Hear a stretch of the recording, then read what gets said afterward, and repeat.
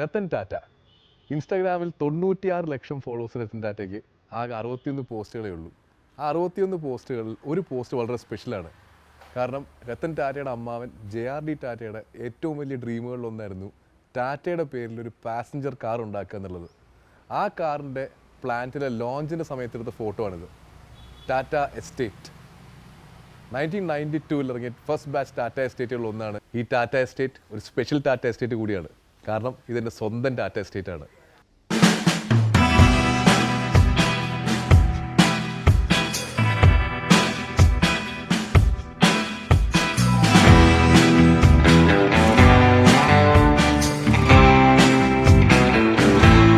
ഒരുപാട് emotional attachment ഉള്ള കാറാണിത്. അന്ന് 92 ലോഞ്ച് ചെയ്തപ്പോൾ ശരിക്കും ഫീച്ചേഴ്സിൻ്റെ കാര്യത്തിൽ ഒരു ഗെയിം ചേഞ്ചറായിരുന്നു ഈ കാറ്. കാരണം power steering, power window, central locking, tiltable steering, rear AC vent, അങ്ങനെ അന്ന് ആ സെഗ്മെൻറ്റിൽ ഒരു വണ്ടിക്കും ഇല്ലാത്ത ഫീച്ചേഴ്സായിരുന്നു ടാറ്റ എസ്റ്റേറ്റിനുണ്ടായിരുന്നത്. ഡിസൈനിൽ വേണമെങ്കിൽ ടാറ്റയുടെ ബെൻസ് എന്ന് തന്നെ ടാറ്റ എസ്റ്റേറ്റിനെ വിളിക്കാം.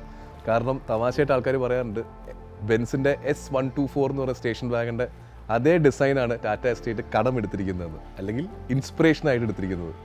സോ ഒരു പ്രോപ്പർ ഗെയിം ചേഞ്ചറായിരുന്നു എസ്റ്റേറ്റ്. ഇന്ന് എസ്റ്റേറ്റിന് 32 വയസ്സായി, പുള്ളി സെറ്റിലായി, കല്യാണമൊക്കെ കഴിച്ച് എസ്റ്റേറ്റിന് ഒരു കുട്ടി ഉണ്ടായി. ആ കുട്ടിയാണ് ഇന്ന് നമ്മുടെ കൂടെയുള്ളത്, all new Tata Punch EV. ഫീച്ചേഴ്സിൻ്റെ കാര്യത്തിൽ അച്ഛനെ പോലെ തന്നെ ഇവനും ഒരു ഒന്നാന്തരം ഗെയിം ചേഞ്ചറാണ്. 2-3 സെഗ്മെൻറ്റ് മുകളിലുള്ള വണ്ടികളുടെ ഫീച്ചേഴ്സ് വരെ പഞ്ച് EVയിലുണ്ട്. ഈ പഞ്ച് EVയെ ഇന്ന് ഡീറ്റെയിൽഡ് ആയിട്ട് പരിചയപ്പെടാം. ഇത് എൻ്റെ ഇൻലോസ് മേടിച്ച പഞ്ച് EV ആണ്, നമ്മുടെ ഫാമിലിയിലത്തെ തന്നെ വണ്ടിയാണ്. ഇന്നത്തെ ട്രിപ്പിൽ നമുക്ക് EVകളെക്കുറിച്ചും EV ഇക്കോസിസ്റ്റത്തിനെ കുറിച്ചും വിശദമായിട്ട് മനസ്സിലാക്കാം. ഒരു സ്പെഷ്യൽ റോഡ് ട്രിപ്പ് ആയാലോ? ഇന്ന് രാവിലെ നമുക്കൊരു 100% ഗ്രീൻ റോഡ് ട്രിപ്പിന് പോവാം. എങ്ങനെയാണെന്നല്ലേ, രാവിലെ വീട്ടിലെ സോളാർ പവർ ഉപയോഗിച്ച് വണ്ടിയെ ഫുൾ ചാർജ് ചെയ്യുന്നു. ഇവിടുന്ന് നമ്മൾ നേരെ ഇടുക്കി ഡാമിൻ്റെ അവിടെ പോകുന്നു. ഇടുക്കി ഡാമിന് അടുത്തൊരു ഫാസ്റ്റ് ചാർജർ ഉണ്ട്. അവിടെ നിന്ന് ഹൈഡ്രോ ഇലക്ട്രിസിറ്റി ഉപയോഗിച്ച്, അതായത് എഗൈൻ ഗ്രീൻ എനർജി ഉപയോഗിച്ച് റീചാർജ് ചെയ്യുന്നു.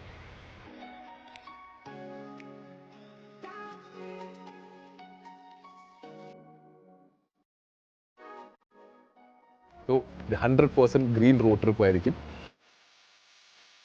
റിയലിസ്റ്റിക്കലി നമുക്ക് എത്ര റേഞ്ച് കിട്ടും എന്ന് നമുക്ക് ഈ റോഡ് ട്രിപ്പിൽ അറിയാൻ പറ്റും. കാരണം നോർമൽ റോഡിൽ ഓടുന്ന പോലെയല്ല, ഹൈ റേഞ്ചിൽ പോയി കഴിഞ്ഞാൽ EVയുടെ റേഞ്ച് ഭയങ്കരമായിട്ട് കുറയും, ഇലക്ട്രിസിറ്റി നല്ലോണം കൺസ്യൂം ചെയ്യും. സോ പഞ്ച് EVക്ക് നോർമൽ റോഡിലും ഹൈ റേഞ്ചിലും റിയലിസ്റ്റിക്കലി എത്ര റേഞ്ച് കിട്ടുന്നുള്ളത് ഈ ട്രിപ്പിൽ നമുക്ക് അറിയാൻ സാധിക്കും. So come let's go.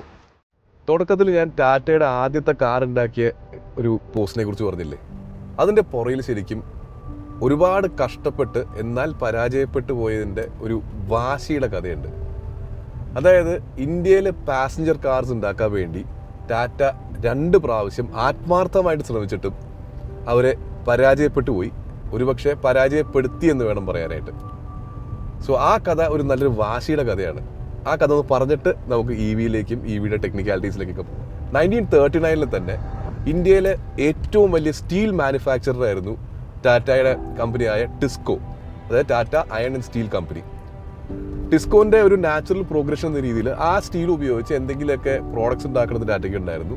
അങ്ങനെയാണ് ഈ ഹെവി എഞ്ചിനീയറിംഗ് ആയിട്ടുള്ള ഈ ഓട്ടോമോട്ടീവ് മാനുഫാക്ചറിങ്ങിലേക്ക് അവർ പതുക്കെ കാലെടുത്ത് വെക്കുന്നത്.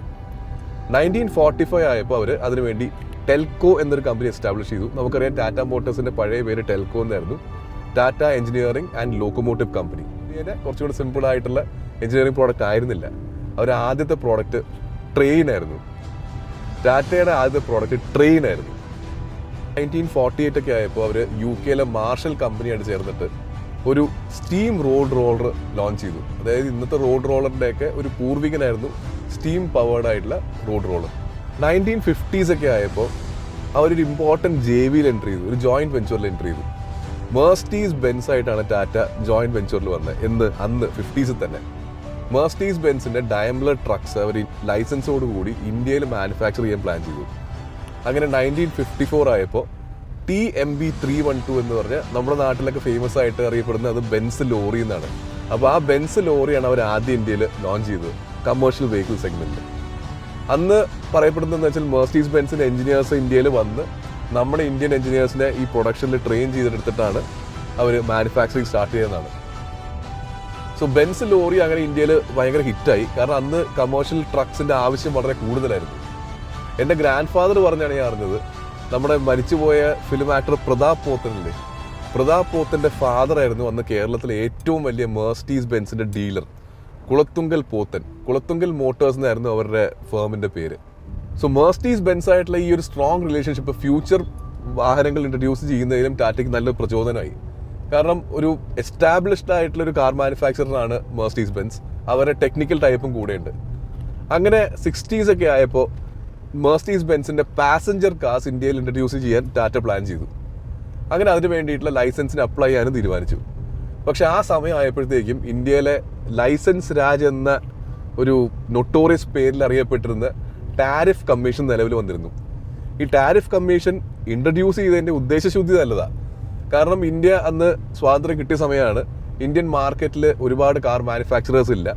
സോ ഇന്ത്യൻ മാനുഫാക്ചറേഴ്സിനെ പ്രൊട്ടക്റ്റ് ചെയ്യണം എന്ന പേരിലാണ് ഈ ടാരിഫ് കമ്മീഷൻ ഇൻട്രൊഡ്യൂസ് ചെയ്തത്. അതായത് ഫോറിൻ മാനുഫാക്ചറേഴ്സിൽ നിന്നുള്ള അൺഫെയർ ആയിട്ടുള്ള കോമ്പറ്റീഷൻ ഉണ്ടാവരുത്, ഇന്ത്യൻ മാനുഫാക്ചറേഴ്സിന് സേഫായിട്ട് കാറുകൾ പ്രൊഡ്യൂസ് ചെയ്യാൻ വേണ്ടിയിട്ട്. പക്ഷേ സംഭവിച്ചത് നേരെ മറിച്ചാണ്. കാരണം ഈ ടാരിഫ് കമ്മീഷനിൽ ഒരുപാട് റെസ്ട്രിക്ഷൻസ് ഉണ്ടായിരുന്നു. ഫോറിൻ എക്സ്ചേഞ്ചിൻ്റെ പേരിലാണെങ്കിലും പ്രൊഡക്ഷൻ കപ്പാസിറ്റിയുടെ പേരിലാണെങ്കിലും ടെക്നിക്കൽ കൊളാബറേഷൻസിൻ്റെ പേരിലാണെങ്കിലും എല്ലാത്തിലും സ്ട്രിക്റ്റ് ഗവൺമെൻറ് കൺട്രോൾ ഉണ്ടായിരുന്നു.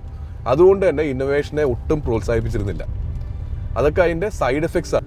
അങ്ങനെ ടാരിഫ് കമ്മീഷൻ തീരുമാനിച്ചു ടാറ്റ ഒരു ജെവിയിൽ ഇപ്പോൾ എൻ്റർ ചെയ്യേണ്ട എന്നുള്ളത്. അങ്ങനെ ജോയിൻറ്റ് വെഞ്ചറിൽ ഇന്ത്യയിൽ കാർ മാനുഫാക്ചർ ചെയ്യേണ്ട എന്നുള്ളത്. അങ്ങനെ മെർസിഡീസ് ബെൻസ് ഇന്ത്യയിൽ ഇൻട്രൊഡ്യൂസ് ചെയ്യാനുള്ള ടാറ്റയുടെ അറ്റംപ്റ്റ് അവിടെ ഫെയിൽഡായി. ടാറ്റ തിരിച്ച് കമേഴ്ഷ്യൽ വെഹിക്കിൾ മാനുഫാക്ചറിങ്ങിലേക്ക് പോയി. 74 ഒക്കെ ആയപ്പോഴത്തേക്കും നമ്മളിന്ന് 1210 എന്ന് വിളിക്കുന്ന ഈ സെമി ഫോർവേഡ് ആയിട്ടുള്ള ഒരു ട്രക്കിനെ അവർ ഇൻട്രൊഡ്യൂസ് ചെയ്തു. 1210 ഇപ്പോഴും ആൾക്കാർ കൂളായിട്ട് ഉപയോഗിക്കുന്നുണ്ട്. ഇപ്പോഴും എൻ്റെ വീടിൻ്റെ ഫ്രണ്ടിൽ കൂടെ ആഴ്ചയിൽ 2 പ്രാവശ്യമെങ്കിലും ഒരു 1210 ഫുൾ ലോഡായിട്ട് പോകാറുണ്ട്. സോ അത്രയും റോബസ്റ്റ് ആയിട്ടുള്ള ട്രക്സാണ് ടാറ്റ അന്നേ മാനുഫാക്ചർ ചെയ്തിരുന്നത്. പിന്നെ 1980s ഒക്കെ ആയപ്പോഴത്തേക്കും പതുക്കെ ഇൻഡസ്ട്രി മാറി തുടങ്ങി. കാരണം 1980s വരെ ശരിക്കും ഇന്ത്യൻ ഇൻഡസ്ട്രിയിൽ അല്ലെങ്കിൽ ഇന്ത്യൻ ഓട്ടോമോട്ടീവ് ഇൻഡസ്ട്രിയിൽ പ്രോപ്പർ ഡുവോപ്പൊളി ആയിരുന്നു. നമുക്കറിയാം മോണോപ്പൊളി എന്ന് പറഞ്ഞാൽ ഒറ്റ കമ്പനി മാർക്കറ്റ് മൊത്തം ക്യാപ്ചർ ചെയ്യുന്ന ഒരു പരിപാടിയാണ്. പക്ഷെ ഡുവോപ്പൊളി എന്ന് പറഞ്ഞാൽ 2 കമ്പനിയാണ് മാർക്കറ്റിൻ്റെ കംപ്ലീറ്റ് ഓണർഷിപ്പ് ഹോൾഡ് ചെയ്യുന്നത്. ഇന്ത്യയിൽ അത് ഹിന്ദുസ്ഥാൻ മോട്ടോഴ്സും പ്രീമിയർ ഓട്ടോമൊബൈൽസും ആയിരുന്നു. അതായത് ഫിയറ്റും അംബാസഡറും. 1980s ആയപ്പോഴത്തേക്കും പക്ഷേ കാര്യം പതുക്കെ മാറി. കാരണം അപ്പോഴത്തേക്കും മാരുതി സുസുക്കി JV ഇന്ത്യയിൽ വന്നു. സോ അതിലൊരു ക്രൂഷ്യലായ പോയിന്റ് അതൊരു ജോയിൻറ്റ് വെഞ്ചർ ആയിരുന്നു മാരുതിയും സുസുക്കി ആയിട്ട്. സോ ടാറ്റയ്ക്കും പിന്നെയും കുറച്ചൊരു ഹോപ്പായി. കാരണം ഇനിയിപ്പോൾ ജോയിൻറ്റ് വെഞ്ചേഴ്സ് ആവാമല്ലോ. അങ്ങനെ നല്ലൊരു ജോയിൻറ്റ് വെഞ്ചർ പാർട്ട്ണറിനെ ടാറ്റ കണ്ടുപിടിച്ചു. ഒരു അടിപൊളി കാർ ലോഞ്ച് ചെയ്യാനും പ്ലാൻ ചെയ്തു. പക്ഷേ ഇവിടെയും പ്രശ്നങ്ങളുണ്ടായിരുന്നു. അതായത് ഞാൻ നേരത്തെ പറഞ്ഞില്ലേ, ഇന്ത്യയിൽ ഡുവോപ്പൊളി ആയിരുന്നു, 2 മാനുഫാക്ചറേഴ്സിൻ്റെ ആധിപത്യമായിരുന്നു. സോ മാരുതി വന്നപ്പോഴത്തേക്കും ഇവർക്ക് 2 പേർക്കും മനസ്സിലായി ഇനി പഴയ 30 വർഷം പഴക്കമുള്ള കാറ് വിറ്റ പരിപാടി നടക്കില്ല, പുതിയ കാർ ഇൻട്രൊഡ്യൂസ് ചെയ്യണം എന്നുള്ളത്. അങ്ങനെ അംബാസഡറിൻ്റെ സക്സസറായിട്ട് ഒരു ലക്ഷറി കാർ എന്ന പേരിൽ 1978 മോഡൽ വോക്സോൾ വിക്ടറിനെ അവർ ഇന്ത്യയിൽ കോണ്ടസ എന്ന പേരിൽ ഇൻട്രൊഡ്യൂസ് ചെയ്യാൻ പ്ലാൻ ചെയ്തു. അതിൽ പക്ഷേ അംബാസഡർ കാണിച്ചൊരു ഹിന്ദുസ്ഥാൻ മോട്ടോഴ്സ് കാണിച്ചൊരു വലിയ പോക്കിരിത്തരം എന്ന് പറഞ്ഞാൽ ആ 1980s ഇൻട്രൊഡ്യൂസ് ചെയ്ത കാറിന് ഈ കോണ്ടസയ്ക്ക് ആദ്യം വെച്ച എഞ്ചിൻ 1950s BMC എഞ്ചിനാണ്. ആ പഴയ അംബാസഡറിന്റെ BMC എഞ്ചിനില്ലേ, ആ BMC എഞ്ചിൻ തന്നെയാണ് കോണ്ടസിൽ അവർ വെച്ചത്. 1950s എഞ്ചിൻ വെച്ചിട്ടാണ് 80s luxury car HM launch ചെയ്യാൻ പോയത്. അമ്മാതിരി മടിയന്മാരായിരുന്നു അവർ. രണ്ടാമത്തെ ഒരു കോമ്പറ്റീറ്റർ എന്ന് പറയുന്നത്, രണ്ടാമത്തെ ഒരു മോഡൽ നമ്മുടെ പ്രീമിയറിന്റെ 118 ആയിരുന്നു. അത് അഗൈൻ 1966 മോഡൽ ഫിയറ്റ് 124 ആണ് അവർ ഇവിടെ 118 ആയിട്ട് ലോഞ്ച് ചെയ്തത്. ഇത് രണ്ടുമായിരുന്നു അന്നത്തെ മേജർ ഡുവോപ്പൊളി പ്ലെയേഴ്സിന്റെ 2 ലക്ഷറി കാർസ്. പക്ഷേ ടാറ്റയുടെ പാർട്ട്ണർ ആരാന്ന് കേട്ടപ്പോൾ ഈ പറഞ്ഞ ഹിന്ദുസ്ഥാൻ മോട്ടോഴ്സും പ്രീമിയറും മാരുതിയും ഒരുമിച്ച് ഞെട്ടി. അതുപോലെ തന്നെ ടാറ്റ കൊണ്ടുവരാൻ പോയ കാറും 3 പേരെയും ഒരേപോലെ ഞെട്ടിച്ചു. ടാറ്റയുടെ പാർട്ട്ണർ വേറെ ആരും ആയിരുന്നില്ല, ഹോണ്ട ആയിരുന്നു. അവർ ഇന്ത്യയിൽ അന്ന് ഇൻട്രൊഡ്യൂസ് ചെയ്യാൻ പോയ കാറ് ഹോണ്ട അക്കോർഡും. ഹോണ്ട അക്കോർഡ് വന്നു കഴിഞ്ഞാൽ കോണ്ടസയുടെയും 118ൻ്റെയും മാർക്കറ്റ് അവിടെ തീർന്നു. മാത്രമല്ല മാരുതി സുസുക്കി അറിയാം, സുസുക്കിയെ പോലെ തന്നെ ഒരുപക്ഷെ സുസുക്കിയേക്കാളും വലിയ മാനുഫാക്ചർ ആയിരുന്നു അന്ന് ഹോണ്ട. സോ ഹോണ്ടയുടെ പോർട്ട്ഫോളിയോയിൽ മറ്റൊരുപാട് കാറുകളുണ്ട്, സ്പെഷ്യലി ഹാച്ച് ബാക്സും എല്ലാ കാറ്റഗറിയിലെ കാറുകളുണ്ട്. സോ ഹോണ്ട ഇന്ത്യയിൽ സ്ട്രോങ് പ്രസൻസ് വന്നു കഴിഞ്ഞാൽ അത് മാരുതി സുസുക്കിയും എഫക്റ്റ് ചെയ്യും. അതുകൊണ്ട് രണ്ടാമത്തെ പ്രാവശ്യവും ടാറ്റയും ഹോണ്ടയും JVക്ക് വേണ്ടി കുറേ അങ്ങോട്ടും ഇങ്ങോട്ടും നടത്തിച്ചെങ്കിലും ലാസ്റ്റ് പാസഞ്ചർ കാർ മാനുഫാക്ചറിങ്ങിലുള്ള ലൈസൻസ് കൊടുത്തില്ല. Second failure. ഇതോടുകൂടി ടാറ്റയ്ക്ക് കംപ്ലീറ്റ് വാശിയായി. കാരണം already 60s Mercedes Benz JV അവർക്ക് പെർമിഷൻ കിട്ടിയില്ല. രണ്ടാമതിപ്പോൾ കഷ്ടപ്പെട്ട് ഹോണ്ടയായിട്ടൊരു JV ഉണ്ടാക്കിയെടുത്ത് അതിനുവേണ്ടി ഒരുപാട് എഫേർട്ട് ഇട്ടിട്ടും പെർമിഷൻ കിട്ടിയില്ല. എന്നാൽ പിന്നെ കാർ ഉണ്ടാക്കിയിട്ടേ കാര്യമുള്ളൂ എന്ന് ടാറ്റ തീരുമാനിച്ചു. ബൈ ദ ടൈം ടാറ്റയ്ക്ക് സ്ട്രോങ് ആയിട്ടുള്ളൊരു R&D ഡിപ്പാർട്ട്മെന്റ് ഉണ്ടായിരുന്നു. 1987 ആയപ്പോഴത്തേക്കും നമ്മുടെ 407 എന്ന് വിളിക്കുന്ന 407 ഇന്ത്യയുടെ ആദ്യത്തെ LCV light commercial vehicle Tata launch ചെയ്തു. അത് കഴിഞ്ഞ് 1989 ആയപ്പോഴത്തേക്കും പാസഞ്ചർ കാറിൻ്റെ ഇനീഷ്യൽ ഒരു ചെറിയ സൂചനകളൊക്കെ വന്നു തുടങ്ങി. അതായത് ഇന്ത്യയിൽ ഇറങ്ങിയ ഏറ്റവും ഭംഗിയുള്ള പിക്കപ്പ് എന്ന് നമുക്ക് വിശ്വസിക്കാവുന്ന ടാറ്റ 207 അവർ ലോഞ്ച് ചെയ്തു.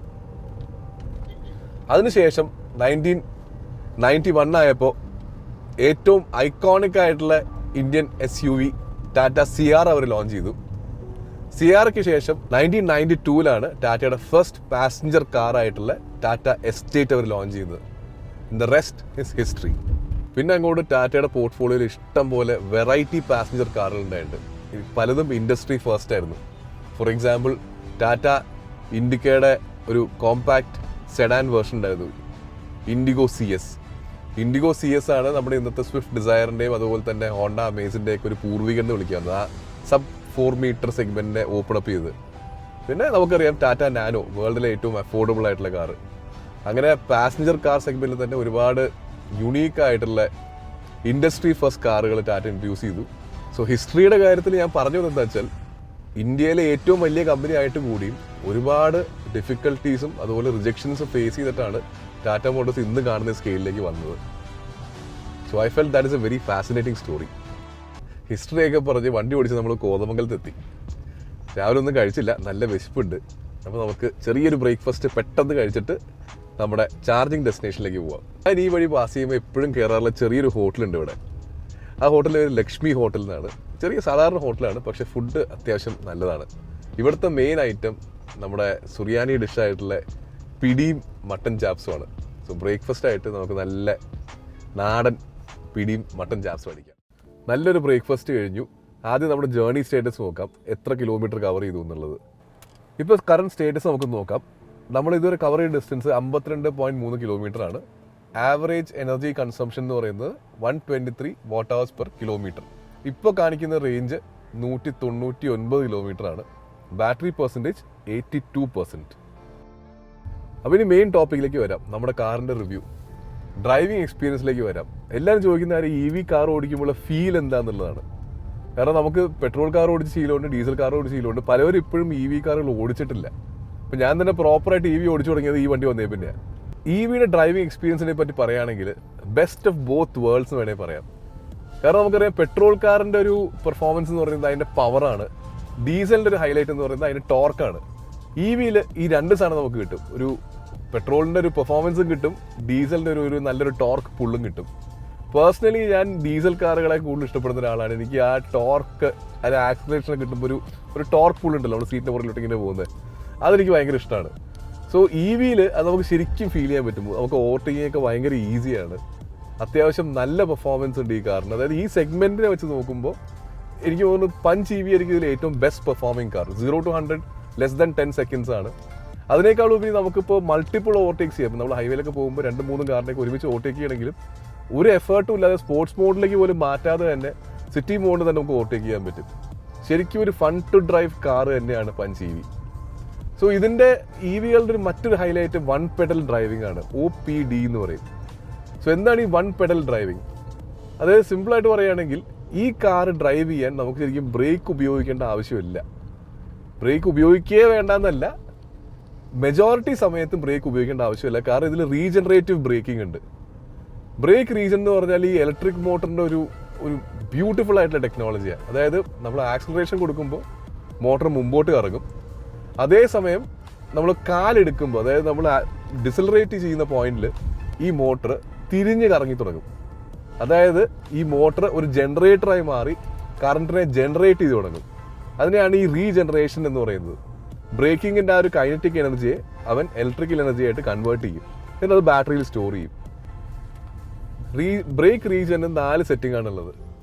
ലെവൽ 0 ഓഫ് ചെയ്ത് വയ്ക്കുക, ലെവൽ 1 എന്ന് പറഞ്ഞാൽ ഏറ്റവും സോഫ്റ്റ് സെറ്റിംഗ് ആയിരിക്കും, ലെവൽ 2 ഒരു മിഡ് ലെവൽ സെറ്റിംഗ് പറയാം, ലെവൽ 3 ഏറ്റവും എക്സ്ട്രീം റീജൻ. സോ പലവർക്കുള്ള സംശയം എന്ന് പറഞ്ഞാൽ ഈ റീജൻ എപ്പോഴൊക്കെ ഉപയോഗിക്കേണ്ടത് എന്നുള്ളതാണ്. ചില ആൾക്കാർ ഫുൾ ടൈം റീജൻ ഓൺ ആക്കിയിട്ട് ഓടിക്കും, അതിൻ്റെ ആവശ്യം ശരിക്കും ഇല്ല. കാരണം ഓരോന്നിനും ഓരോ സാഹചര്യങ്ങളുണ്ട്. ഫോർ എക്സാമ്പിൾ ഇപ്പോൾ നിങ്ങൾ ഹൈവേ കൂടെ പോയിക്കൊണ്ടിരിക്കുകയാണ്, ട്രാഫിക് ഇല്ല, ഓപ്പൺ ഹൈവേ കൂടെ പോവുകയാണെങ്കിൽ അവിടെ റീജൻ്റെ ആവശ്യമില്ല. ഇവിടെ വേണ്ടത് കോസ്റ്റ് ചെയ്ത് പോകുക എന്നുള്ളതാണ്. അതായത് മാക്സിമം ഫ്രിക്ഷൻ കുറച്ച് ഏറ്റവും എഫിഷ്യൻ്റ് ആയിട്ട് റോൾ ചെയ്ത് പോകുക എന്നുള്ള അവിടെ ആവശ്യം. അപ്പോൾ ഹൈവേയിൽ ശരിക്കും റീജൻ 0 ഇട്ട് വെച്ചാൽ മതി, ഓഫ് ചെയ്ത് വയ്ക്കുക. ഇനി റീജൻ 1 എന്ന് പറഞ്ഞാൽ മൈൽഡ് ട്രാഫിക് ഉണ്ടെങ്കിൽ, ചെറിയ സിറ്റി ട്രാഫിക് ഒക്കെ ആണെങ്കിൽ റീജൻ 1 ഇട്ടാൽ മതി. അപ്പോൾ സ്ലോ ചെയ്യുന്നതോറും അത് പതുക്കെ റീജനറേറ്റ് ചെയ്തുകൊണ്ടിരിക്കും. പിന്നെ അത് കഴിഞ്ഞ് പതുക്കെ കുറച്ചും കൂടെ ട്രാഫിക് കൂടി വരുന്ന പോയിന്റിൽ ലെവൽ 2 ഇടാം, റീജൻ 2 ഇടാം. സോ കുറച്ചും കൂടെ എഫിഷ്യൻസി കൂടും. നല്ല സ്ട്രോങ് ആയിട്ടുള്ള സിറ്റി ട്രാഫിക്കിലാണ് ഈ റീജൻ 3 ഇടേണ്ടത്. കാരണം ഈ സ്റ്റോപ്പ് ഗോ എന്നൊക്കെ പറയില്ലേ, അപ്പോൾ ബ്രേക്ക് ചെയ്യുന്ന പോയിന്റിലൊക്കെ റീജൻ ചെയ്തുകൊണ്ടിരിക്കും. നമുക്ക് ബ്രേക്ക് ഉപയോഗിക്കാതെ തന്നെ എഞ്ചിൻ ബ്രേക്കിംഗ് വെച്ച് നമുക്ക് കാറിനെ സ്റ്റോപ്പ് ചെയ്യാം. അതാണ് ഇതിൻ്റെ മറ്റൊരു ഹൈലൈറ്റ്. കാരണം ഈ റീജൻ 3 എന്ന് പറയുമ്പോൾ ശരിക്കും നമുക്കിപ്പോൾ ഞാൻ റീജൻ 3 ആണ്. ഇതുണ്ട് വണ്ടി നിന്ന നിപ്പിൽ ഞാൻ ബ്രേക്ക് ഉപയോഗിക്കാതെ തന്നെ കംപ്ലീറ്റ് ഒരു സിംഗിൾ ഡിജിറ്റ് സ്പീഡിലേക്ക് വരും. അതാണ് റീജൻ 3യുടെ ഒരു ഹൈലൈറ്റ്. സോ അത് ബ്രേക്കായിട്ട് തന്നെ നമുക്ക് ഉപയോഗിക്കാൻ പറ്റും. അവിടെയാണ് ഈ വൺ പെഡൽ ഡ്രൈവിങ്ങിൻ്റെ ഒരു ശരിക്കും പറഞ്ഞാൽ യൂട്ടിലിറ്റി വരുന്നത്. കാരണം സിറ്റിയിൽ ഓടിക്കാൻ ബ്രേക്ക് വേണ്ട. അതുകൊണ്ടുള്ള ഏറ്റവും വലിയ ഗുണം എന്ന് പറഞ്ഞാൽ ബ്രേക്ക് പാഡ് തേഞ്ഞ് പോകില്ല എന്നുള്ളതാണ്. കാരണം ബ്രേക്കല്ല വണ്ടിയെ ബ്രേക്ക് ചെയ്യണേ, വണ്ടിയുടെ മോട്ടറാണ് വണ്ടിയെ ബ്രേക്ക് ചെയ്യണത്. സോ സാധാരണ കാറുകളെ വെച്ച് EVകളുടെ ബ്രേക്ക് പാഡിന് ലൈഫ് കൂടുതലായിരിക്കും. പക്ഷേ ലൈഫ് കുറവുള്ളൊരു സാധനമുണ്ട്, അത് EV ടയറാണ്. അതായത് സാധാരണ ഇപ്പോൾ സപ്പോസ് നോർമൽ പഞ്ചിനെ വെച്ച് കമ്പയർ ചെയ്യുമ്പോൾ പഞ്ച് EVയുടെ ടയർ ലൈഫ് കുറയാനാണ് സാധ്യത. കാരണം ഒന്നാമത്തെ കാര്യം ഇതിന് വെയിറ്റ് കൂടുതലാണ്, ബാറ്ററി പാക്ക് ഉള്ളതുകൊണ്ട്. രണ്ടാമത്തെ കാര്യം ഈ EVകളിൽ എപ്പോഴും ടോർക്ക് വളരെ കൂടുതലായിരിക്കും. അപ്പോൾ നമ്മൾ പെട്ടെന്ന് ആക്സിലറേറ്റ് ചെയ്യുകയാണെങ്കിൽ, ഇപ്പോൾ സ്പോർട്സ് മോഡിലൊക്കെ ഇട്ട് വണ്ടി ഓടിക്കുമ്പോൾ ഇതിൻ്റെ വീൽ സ്പിൻ ചെയ്യാറുണ്ട്. നമ്മൾ ഈ പഴയ സിനിമയിലെ കാണാറില്ല, ഇങ്ങനെ കറങ്ങുമല്ലോ ടയർ, അതുപോലെ പെട്ടെന്ന് വണ്ടി വീൽ സ്പിൻ ചെയ്യും. അതുകൊണ്ട് EV ഓടിക്കുമ്പോൾ എപ്പോഴും ഓർക്കുക, അഗ്രസീവായിട്ട് നിങ്ങൾ EV ഓടിക്കുകയാണെങ്കിൽ ടയർ പെട്ടെന്ന് തീർന്നു പോകും. കാരണം വെയിറ്റും കൂടുതലാണ്, വീലിലേക്ക് വരുന്ന ടോർക്കും കൂടുതലാണ്. അതുകൊണ്ട് ഒരുപാട് അഗ്രസീവായിട്ട് ഓടിക്കാണ്ടിരിക്കുക. ഫാസ്റ്റ് ആണെങ്കിലും മോഡറേറ്റ് ആയിട്ടുള്ള ത്രോട്ടിൽ ഇൻപുട്സ് കൊടുക്കുക. ഇനി ഇതിൻ്റെ റീജൻ മോഡ്സിലേക്ക് വരികയാണെങ്കിൽ ഇതിന് 4 റീജൻ മോഡാണെന്ന് ഞാൻ പറഞ്ഞു. ഇതിന് 3 ഡ്രൈവിംഗ് മോഡ്സ് ഉണ്ട്, eco, city mode and sports mode. So ഈ 4 റീജൻ മോഡും ഈ 3 ഡ്രൈവ് മോഡ്സും കൂടെ കൂടുമ്പോൾ ഓൾമോസ്റ്റ് 12 ഡിഫറെൻറ്റ് മോഡിൽ നമുക്ക് ഈ കാറിനെ ഓടിക്കാം. പറയത്തക്ക വ്യത്യാസങ്ങളൊന്നുമില്ല, പക്ഷേ നമ്മുടെ റിക്വയർമെൻറ്റ് അനുസരിച്ച് ഏറ്റവും എക്സ്ട്രീം എഫിഷ്യൻസിയിൽ, അതായത് ഇക്കോ റീജൻ 3 എന്നുള്ള മോഡിൽ വേണമെങ്കിൽ ഓടിക്കാം, അല്ലെങ്കിൽ സ്പോർട്സ് ആൻഡ് റീജൻ ഓഫ് എന്ന രീതിയിൽ ഓടിക്കാം. 2 എക്സ്ട്രീം സെറ്റിംഗ്സിൽ 12 ടൈപ്പ് രീതിയിൽ നമുക്ക് ഇതിൻ്റെ എഫിഷ്യൻസിയെ നമുക്ക് കൺട്രോൾ ചെയ്യാൻ പറ്റും. സ്പോർട്സ് മോഡിൽ ഓടിക്കുമ്പോൾ റേഞ്ച് അത്യാവശ്യം നല്ലോണം കുറയാറുണ്ട്, പക്ഷേ ത്രോട്ടിൽ ഇൻപുട്ട് വളരെ ഫാസ്റ്റാണ്. ശരിക്കും പറഞ്ഞാൽ നമ്മുടെ പെഡലൊക്കെ ലൈറ്റായിട്ട് നമുക്ക് ഫീൽ ചെയ്യും. അതേസമയം ഇക്കോ മോഡിൽ ഇടുമ്പോൾ റേഞ്ച് കൂടുതൽ കാണിക്കാറുണ്ട്, പക്ഷേ ശരിക്കും പെഡൽ ടൈറ്റ് ആവും. ഇക്കോ മോഡിൽ ഇടുമ്പോൾ റേഞ്ച് കൂടുതൽ കാണിക്കാറുണ്ട്, പക്ഷേ ശരിക്കും നമുക്ക് പെഡൽ ടൈറ്റായിട്ട് ഫീൽ ചെയ്യാൻ പറ്റും. സോ ഞാൻ പരമാവധി ഇക്കോ മോഡിലിട്ട് ഓടിക്കാറില്ല, സിറ്റി മോഡിലാണ് ഓടിക്കാറുള്ളത്. City mode plus regen level 2 ആണ് എൻ്റെ ഫേവറേറ്റ് സെറ്റിംഗ്. അതുകൊണ്ട് അത്യാവശ്യം എഫിഷ്യൻസിയും കിട്ടും, ഡ്രൈവിംഗ് കംഫർട്ടും ഉണ്ട്, പവറും ഉണ്ടാവും. നമുക്ക് അത്യാവശ്യം പവറുള്ള ഡീസൽ വണ്ടിയിൽ എഞ്ചിൻ ബ്രേക്കിംഗ് ചെയ്യുമ്പോൾ, ഒരു ഓഫ് റോഡറിലോ അല്ലെങ്കിൽ ഇപ്പോൾ പഴയ അംബാസഡറിലൊക്കെ നമ്മൾ എഞ്ചിൻ ബ്രേക്ക് ചെയ്യുമ്പോൾ നമ്മുടെ ബോഡിയിൽ ഉണ്ടാകുന്ന ഒരു പുഷില്ല, ഇങ്ങനെ ഫ്രണ്ടിലോട്ട് ആകുമല്ലോ, ആ ഒരു സെയിം ഫീലാണ് റീജൻ 3 വണ്ടി ബ്രേക്ക് ചെയ്യുമ്പോൾ ഫീൽ ചെയ്യുന്നത്. കാരണം നമ്മളിപ്പോൾ റീജൻ ലെവൽ 3 നമ്മുടെ കാർ കിടക്കണേ. സോ ഇപ്പോൾ ഒരു 45 കിലോമീറ്റർ സ്പീഡാണ്. ഞാനിപ്പോൾ കംപ്ലീറ്റ്ലി ത്രോട്ടിൽ നിന്ന് കാർ എടുക്കുകയാണ് വിത്തൗട്ട് ബ്രേക്ക്. ഇതുണ്ട് ആ പുഷ് ശരിക്കും ഫീൽ ചെയ്യാം. ഇപ്പോൾ തന്നെ വിത്തൗട്ട് ബ്രേക്ക് വണ്ടി 7 കിലോമീറ്റർ സ്പീഡിലേക്ക് വന്നു. ഇതൊരിക്കലും 0ലേക്ക് വരില്ല, ഒരിക്കലും ഫുൾ ബ്രേക്കിംഗ് നമുക്ക് കിട്ടില്ല. അതാണ് ശരിക്കും ഫുൾ വൺ പെഡൽ ഡ്രൈവിംഗ് എന്ന് പറയുന്നത്. 0ന് പകരം വണ്ടി ഒരു 7 കിലോമീറ്റർ സ്പീഡിൽ വന്ന് സ്ലോ ആയി വളരെ ഡെഡ് സ്ലോ സ്പീഡിലേക്ക് വരും. ഒരിക്കലും അത് ഫുൾ സ്റ്റോപ്പിലേക്ക് വരില്ല. സോ റീജൻ ഉണ്ടെങ്കിലും ഫുൾ സ്റ്റോപ്പ് ചെയ്യണമെങ്കിൽ ബ്രേക്ക് ചെയ്യണം.